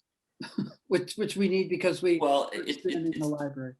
it's people and utilities and custodial services are a part of that as well. But I mean, the primary, the 2.5 FTEs are a substantial chunk of that, of course. Okay. You know, they have a makerspace that's going to be just awesome. And that makerspace needs someone who, you know, runs it and staffs it and all that other, Yep. and provides the No, programs. So Just for clarification purposes, because I'm looking back at my notes again, there is 1.5 new FTEs. There is 1.0 FTE in that total that had been in the fiscal 20 budget. It may have also been in 19, but it was defunded, so to speak, in 21. It was a vacant position, defunded. So that really is, that's a reinstatement of a position, but again, needed for that expanded service area. yeah, sorry, just Carrie makes a good point. We defunded a number of positions for FY21 because we were only going to get 3/4 of a year of work in because the budget was approved in September. But those positions are all a part of the organization and have role, even though they were vacant. You know, there's attrition every day in the town. Even though they were vacant, they're still, you know, part of our organizational structure. And so refunding some of those, and I don't know that we'll be able to refund all of them, but simply putting them back into the mix drives up the budget request. Arashar? Yeah, Stephen and Carrie, this is good. Thank you very much. And I do like pies, but I like real pies, Carrie. Similar to the question I asked at school, and maybe it's a little bit less of an impact on the town budget, but I'm kind of curious. I'm assuming you walked in a little bit with the same philosophy. In the school, you had certain assumptions about what life is likely to be over the next fiscal year. And I'm curious if you had a similar delta or sensitivity analysis that says, well, we assume this, but if the worst case hits, here's the impact on our budget. Have you done that, or will you be doing that in the next few weeks? Well, I feel like, you know, there's a sensitivity analysis, you know, that you look at data, and if, you know, if a data point changes 5 or 10% one way or the other, it has a downstream impact, right? Am I thinking about how you're referring to a sensitivity analysis, for sure? Well, a little bit, I guess, you know, an example might be you're assuming, you know, instead of having $300,000 of unanticipated COVID-related expenses, because people, you know, we're expecting the pandemic to recede a little bit, you might only have 100,000, right? Because everything looks positive. But if things turn back up, there's that delta, right? And that's really, I guess, what I'm curious about. Yeah, to the greatest extent It's of not our really a ability. sensitivity analysis. Yeah, and to the greatest extent of our ability, we are trying to predict what we think is going to happen. Right. I don't think anyone has been real good at that over the last year. But I think we are trying to do that. I mean, the one thing we're trying to make sure we don't get too far behind is if, God willing, the vaccine rollout goes better and everybody's vaccinated, you know, over the summer, and then all of a sudden it's this pent up demand for activity and programs and services, and we're not prepared to provide them because we shorted the budget to meet the guideline. That's my biggest fear. You know, if essentially the state of emergency is over and we have a new library addition that's a brand new space, and, you know, I mean, how popular do you think that's going to be? We have, you know, businesses really need to, people want to go out to eat. We want to stimulate that, and maybe that early on fear of getting back out. We want to make sure we can support programs, tours, you know, marketing ideas to get people back out spending money in the local economy. I don't know what day that's going to happen or entirely what that's going to look like. I just know that we need to be ready for it. I agree. We know what's going to happen. From the other side, I agree with that philosophy. Yeah. There are the areas where you've sort of scaled back expected spending on COVID-related stuff, and that's the piece I'm serious about. Is things go back, there may be delta we might have to find money for in the middle of the fiscal year, right? That's the risk that I'm talking about. So I think, agree with the philosophy. yeah, I mean, I think the hope is that it's like FY21, you know, it's beginning of February. We're voting on this in June. I mean, I'd like to think that before we get to the town meeting in June, we'll have a much clearer sense of where we stand with regard to the pandemic and our revenues. But the good news is, if something terrible happens or this turns south, we have some time to make a change like we did last year. I think our, our operations obviously are a lot different than the school. A lot of our offices are still closed to the public, so, and they're not going to open until the pandemic has passed. So we are avoiding a lot of costs that the school has, because the school, their operation is open to a certain extent. So I think we just have less, maybe less risk in our budget than they do. Yeah, well, I think, I do want to be clear though, that, and I mean, town employees continue to work. In fact, some of us are working harder than we ever have in our entire lives throughout, even though part of it's remote. I'm sure like many of you are as well. And so some of the investments we're making is to make sure that employees can still remain as productive as possible while we still are working remotely, which I think is going to extend well into certainly to the end of FY21. But then the other part of this is, do we want to make sure we have remote work as a part of our work environment post-COVID? And my answer to that is unequivocally, yes, we do. That's something that is a really significant recruitment and retention thing that a lot of municipalities prior to COVID were just not good at, which is why it was difficult to recruit and retain, especially younger people, to bring younger people into the municipal workforce. And so that's something that we want to keep, because not only I think is a benefit to the town of Concord, I'm guessing the towns that we're competing with for talent are going to do that too.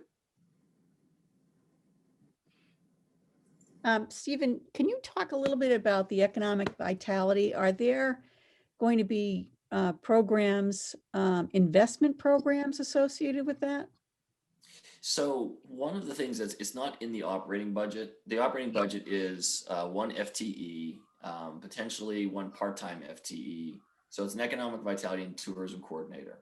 And so that full-time employee would do tourism and economic, well, tourism is economic vitality, but it would be overseeing the visitor center plus economic development programs. And then potentially, the way it's currently budgeted for a part-time position to manage the visitor center when they are out doing economic vitality in the business community. And then you've got subscriptions to websites and tourism organizations, and you've got printing and marketing budgets and things like that. One of the things that's not in that budget that I'm still working on conceptually is, and Carrie and I haven't talked about this, but it may be a free cash appropriation. I may look for some free cash to set up a business recovery incentive program. A lot of communities have them. Concord did not. And so when businesses came to us and said, can you give us something? I didn't have a structured program that I could do, that I could help incentivize them. And that both provided a direct benefit for businesses, but also protected the taxpayers, which is equally as important. And so I felt like my hands were tied, but I knew I couldn't just make one of those up on the fly. Those take a great deal of thought and preparation. So I do want to create something. I will say, if you looked at the 2020 Citizen Satisfaction Survey, there was really solid support for taxpayer community, town budget support for businesses. And so that really sent me the message that that's something we need to figure out, but that's not in the operating budget. Again, that's one of the things I'm trying to see how it unfolds. And I want to work with the business community on what they really think is needed, so we can craft a program that works for them. Thank you. And my second question is on the custodial changes. So I would have thought that net, and I think I had heard you speak to this before, that's a savings. Am I wrong on that, or? So it hasn't been so far. And the reason why is we budgeted for 2 full-time custodians. And to be honest with you, we're, more than halfway through the year and we haven't filled the positions. We did go through an exhaustive recruitment and just couldn't get qualified people to take those positions. So we have maintained our custodial service contracts. But we do know that we need to either stick with contracted services or bring it in-house, one or the other. And that's something that's a discussion we're having now. In fact, Kate Hodges oversees the facilities department, and she and I spoke today about doing the recruitment. The other thing is there were broader economic circumstances, not the least of which was, people were, fortunate, people were receiving benefits, even if they were unemployed. So the marketplace was somewhat thinned out, because, they're decent paying jobs, but not great paying jobs. So so Krista, the long answer to the short question is that's an operational analysis that is ongoing. But your hope is to internalize it, consolidate it, and have some savings. Yeah, I think we are always going to have a combination of in-house and contracted for a variety of reasons. And I think the structure we went into FY21 with found that, I think, that right balance on paper. We just haven't been able to build it out in the field. Okay. I fibbed. I have one more question. I'm sorry. It's your meeting. Keep them coming. I know there are other people who are lining up for questions as well. So one of the things, Carrie, that we had talked about several weeks ago, and I think you took it into account in some of the, I guess I'll call them benefit reserves. And we had a conversation about OPEB at one point. Are any of those tactics or options, do you think that they would be on the table, Stephen, in terms of trying to create other sources of funds here? So short answer, yes, they're on the table. But they, like all of the considerations in the analysis that we're doing as we speak, need to be balanced as well. OPEB is, because it's somewhat of a longer term, almost, more ethereal concept than, say, capital. It's easier to say, well, I'll just put OPEB off, even though there is all of these things that you put off, whether it's tax relief or OPEB or capital, there's an accumulating cost to do that. If you put off $1 million in capital projects, that's $1.1 million for the same projects, or 1.05 million the next year. There's a progression to it that if you keep putting it off, it just gets more and more expensive and you never catch up, which is why a lot of municipalities have real trouble with OPEB, whereas Concord has made those investments and is in good shape. And so saying, let's not do that runs counter to what has put us in the position to be able to even think about it. Right. But we might have to think about it. Yes, listen. I'm looking at these numbers. We might have to look at it. There's, like I said, there's lots of things that are on the table. But the one thing I'd like to take off the table is, dramatic service cuts. Absolutely. I'm with you on that one.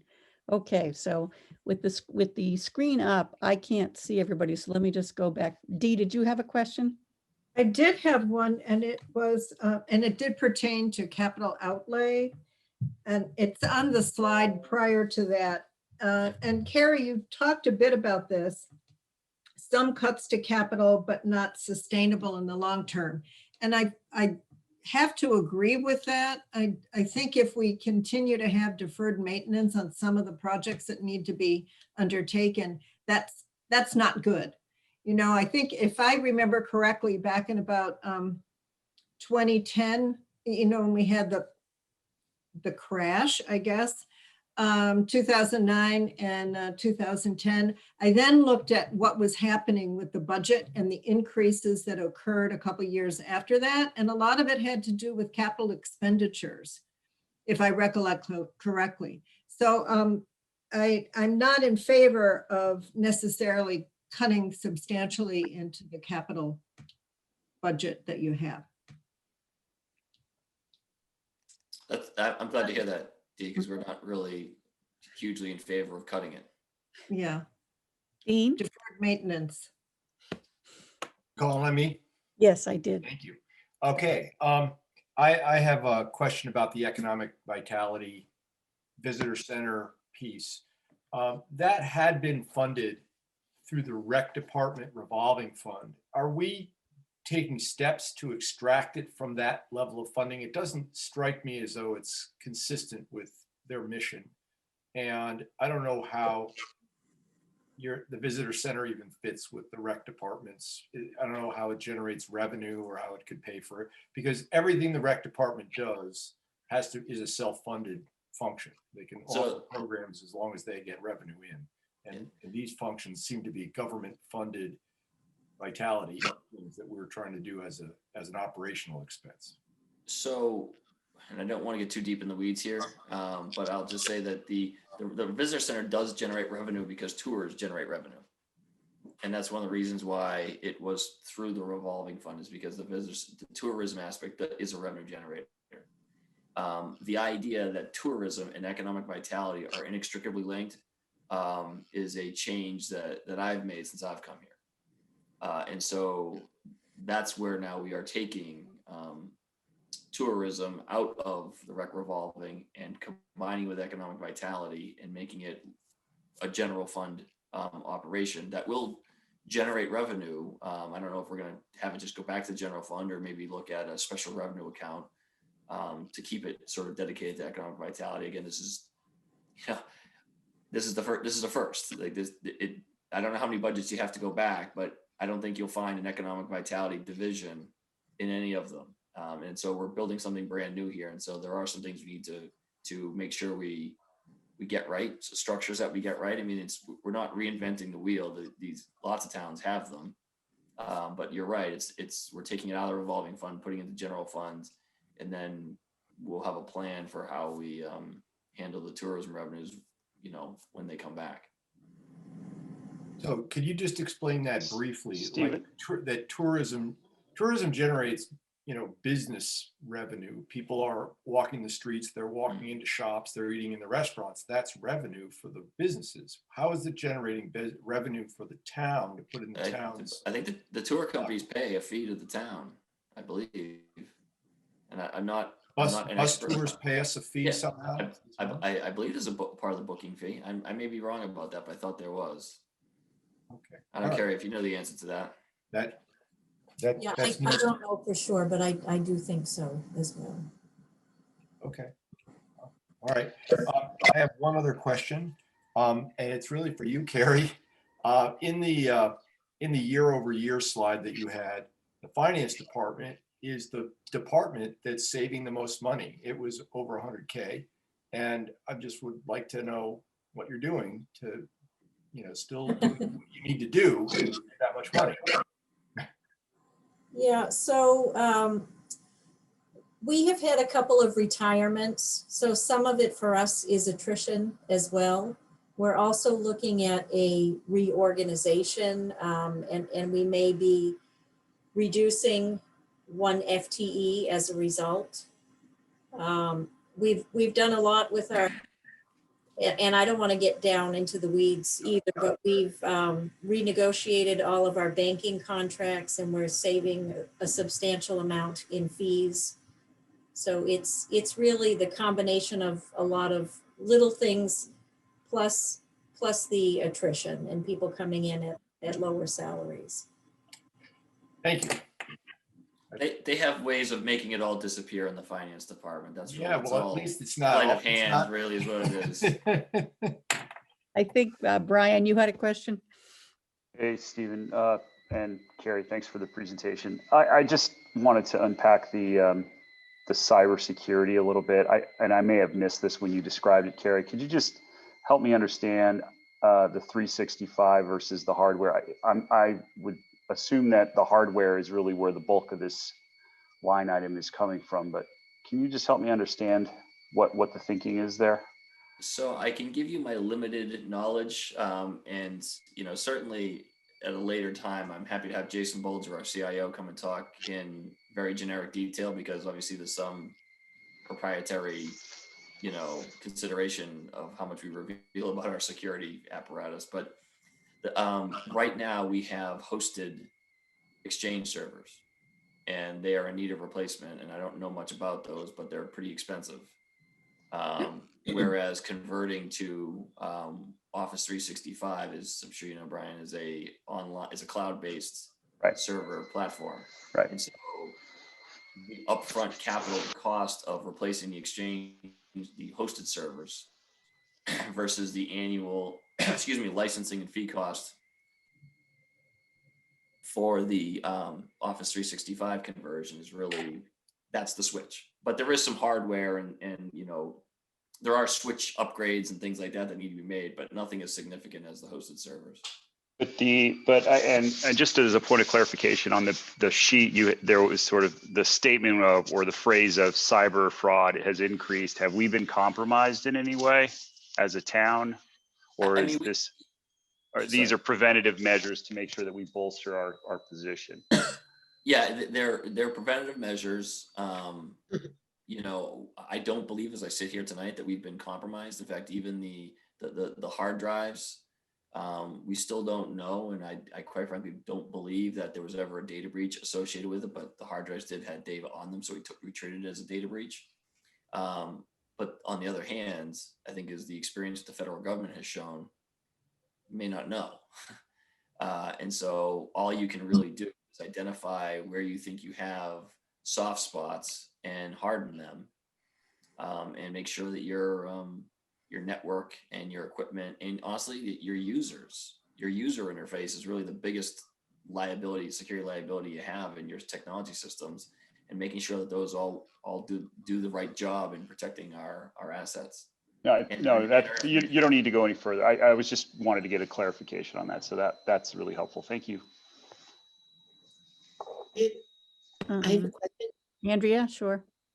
I know this is FY21, and the town is about to roll out some vaccinations sites.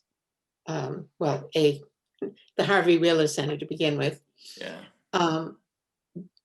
Don't know how long that's going to go on, and where's the money coming from now or going forward? 9:00. So I'll handle it brief. It's like I said, I'll handle it briefly because it's a good PSA opportunity, Andrea. CARES Act paid for what we call the vaccination station, which is the structure at CCHS. A lot of the labor and some of the material time is paid by FEMA, but a lot of the vaccination costs going forward will be paid for by FEMA, or I'm guessing another tranche of federal relief. And how long is it going to go on? Well, at 100 doses a week times however many people we have, forever. I have to tell you, I'm pretty down on how that's all gone with all the work we put into being ready to vaccinate our community and to not have the vaccines to do it. So, I can't answer how long it's going to go on. I really can't. I think. But the town's exposure is very low in terms of the cost. I'll say that. Sorry, Greg, I think you had a question. Yeah, I was going to piggyback on Brian about the cybersecurity question there. Was this something that was identified by the CIO, and is it going to be ongoing? Because cybersecurity, even though you listed the cyber fraud there, cybersecurity is never sort of complete. Right? You never finish it. And that amount of money does not seem all that striking to me, since being in the industry. Is this going to be something that's sort of tacked onto the budget now going forward? And is there an FTE associated to this or not yet? I do think we have one additional network tech that we're recruiting for that I think I don't know if we defunded it because it was vacant, but I think there is an additional position for that department, which has been honestly shorthanded for at least, I just think that department really needs a reorg as well. We had a retirement, and now we have someone who's is leaving for another job. So we do have an opportunity to kind of switch some things around, which we were doing. But you're right, it's an ongoing investment. But this was the Office 365 thing was the most obvious thing right in front of us to do this year. and just like you can't get it all done in 1 year, you couldn't ever possibly pay for it all in 1 year. So you do have to space it out and do it in, investments over time. And I would just comment that the cybersecurity, the amount that was listed above the line, which is about $154,000, that's a little less than half of what the total cost is. But we did split that out between the cost for of the components of Office 365 that would promote and facilitate remote work. And I'm not going to remember all of the terms, even though Jason went through that with us today, versus sort of the ongoing. So the total cost was about $305,000, but we did try to apportion it between, Yeah. yeah. The good folks at Microsoft have an ROI analysis that they give you that tells us that it's like a 2-year payback on the investment, which I'll just leave it there. I don't know that that's the actual thing, but they say so. Mary. Thanks, Chris. I've got 2 comments and 1 question. My first comment is when we're talking about capital, I do agree that deferring capital sometimes does cost you more in maintenance when it talks about roads or replacing equipment.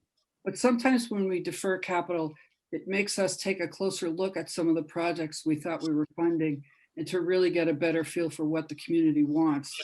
Case in point, Giroux and White Pond. So it's not always true that deferring capital just bunches it up.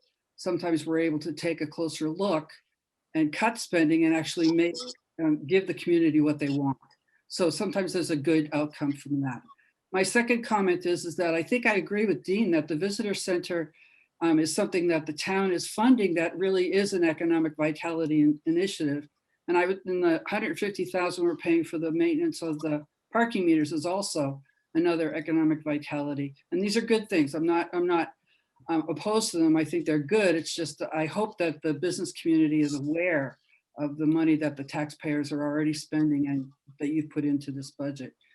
And my question is, and I'm sorry I've got to bring up this hot wire, but can you tell us about the legal expenses that you've embedded in the FY22 budget?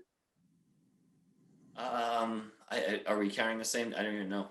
Yeah. I haven't looked at it yet. Yeah, that's what I thought. And honestly, you would think that would be something I would get right after. But we're just working through the department request. I haven't really looked at it because the other thing is, a lot of that, there's a lot of unknowns in terms of what's next for the Estabrook litigation specifically, because the trial has been pushed out till June, and so that needs some thought. But I would assume we'd start at the FY22 level.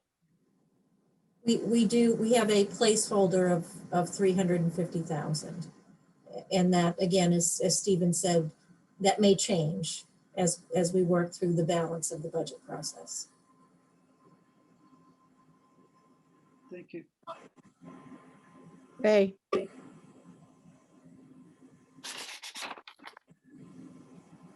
This will work better. I have a question.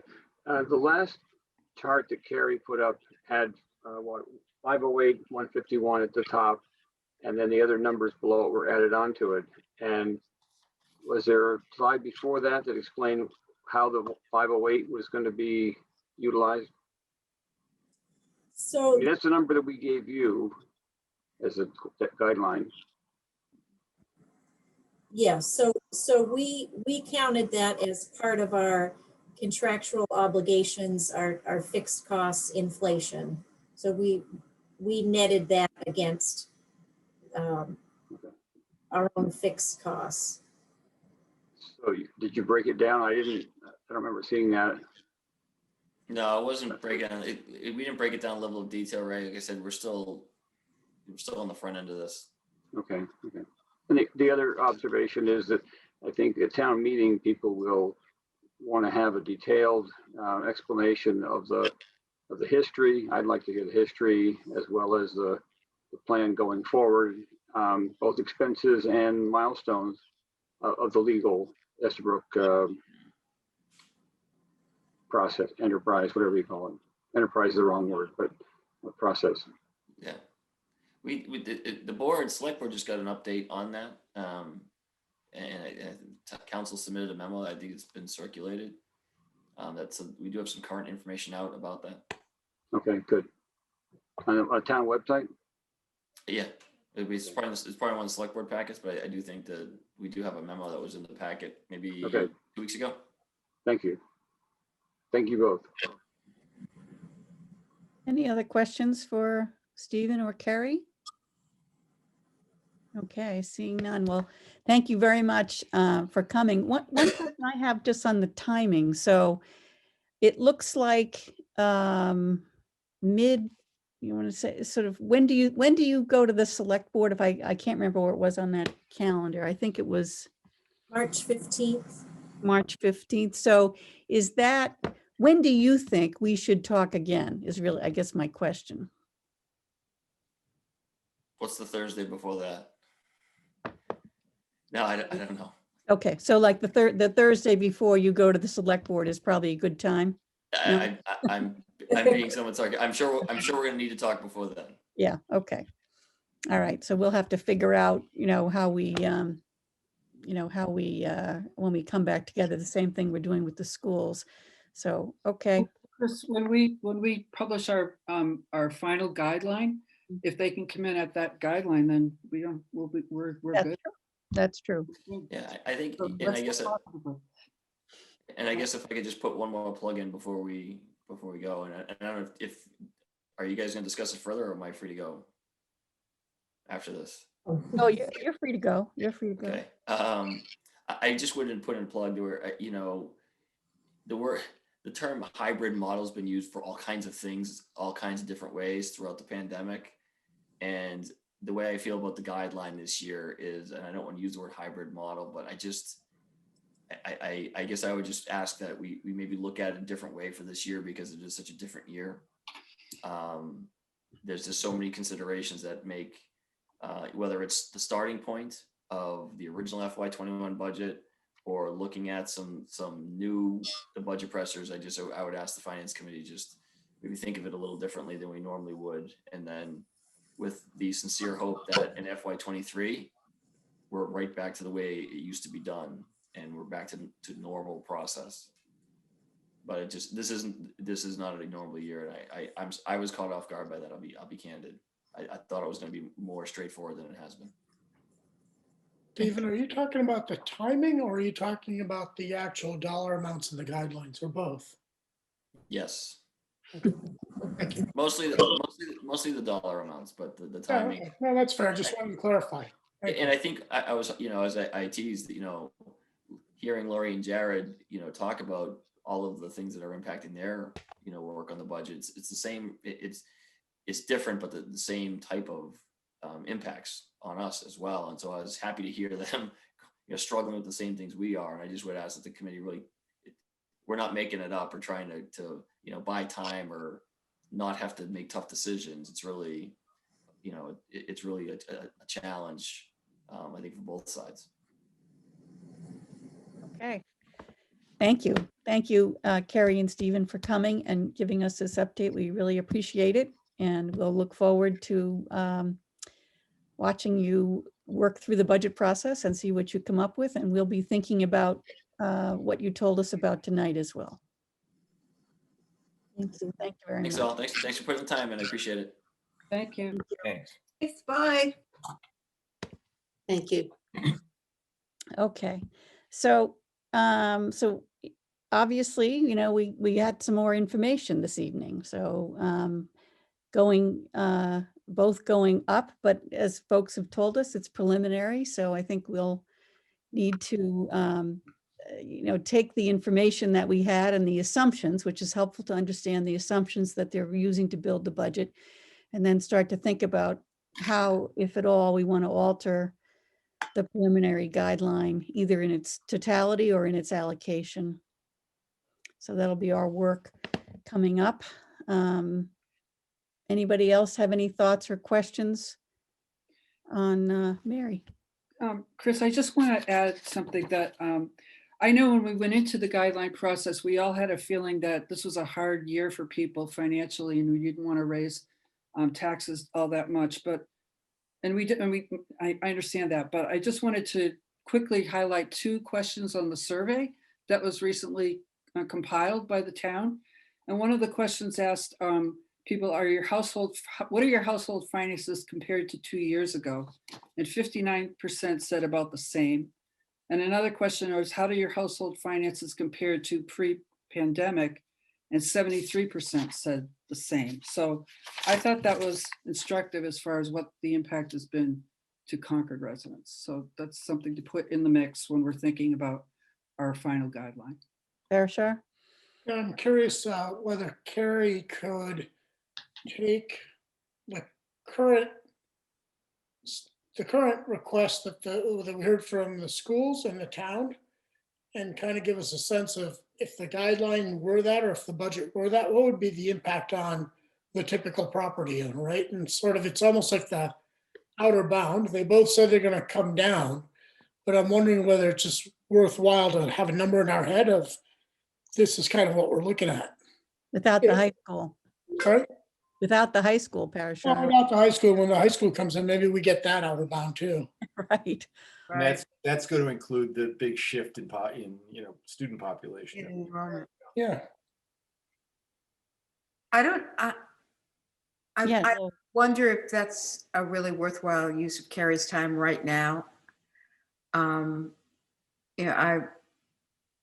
think we have a sense of the scale of it based on what we've heard, but to get into the specifics of the impact, I think it's a little early. I think we're missing data I think the high school is a big piece of it. So I don't know that we need that's the best use of Carrie's time right now. I thought it was just I thought it was like one cell in the spreadsheet. If I'm Maybe. wrong, then If it's easy. yeah, no, Lois, I just thought it was that one. I don't know. Yeah, how you easy might be it right. is. Parsha, you might be right. I mean, Mary? Remember, actually, Carrie, you gave me a rule of thumb that might be helpful right now that said that for every 0.1% that property tax goes up, we can relax the guideline by about 100,000. So right now the guideline is coming in at about 2 million. We can increase spending by 2 million. So every 100,000 we go above that, the 2.5% property tax increase would go up to 2.6. oh, I see what you're saying. See what I'm saying? So that was just a quick rule of thumb that Carrie, right? Did I get that right? Yeah, and I can, So rule of thumb. I can plug it in. I'm just looking to see what to include for CPS. So tonight we were asked for 1.5 million in extra over guidelines. So that would mean a 4% property tax increase. If you Right. just want to do quick math. Was it 1.4, Mary, or was it 1.4 minus the 500 they already got?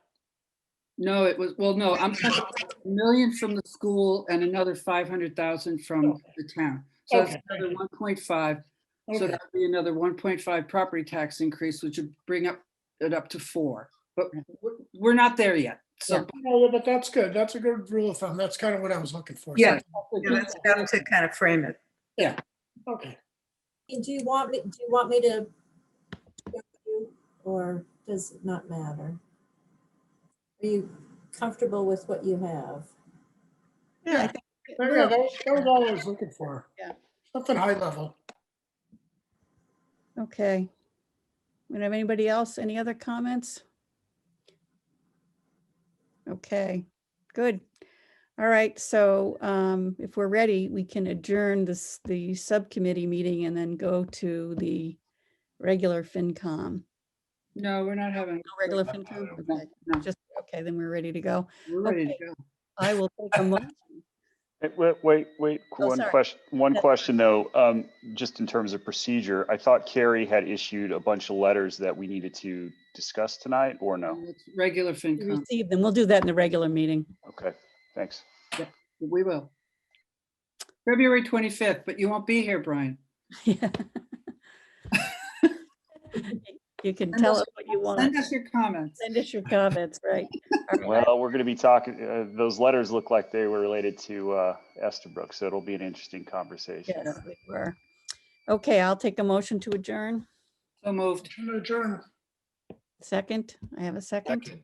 Okay, so I'll do Roll call. So Dean Banfield, Yes, please.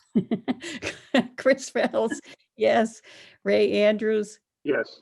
Brian Taylor, Yes. Wade Rubenstein, Yes. Dee Ortner, Yes, Mary Hartman, Yes. Parashar Patel, Yes.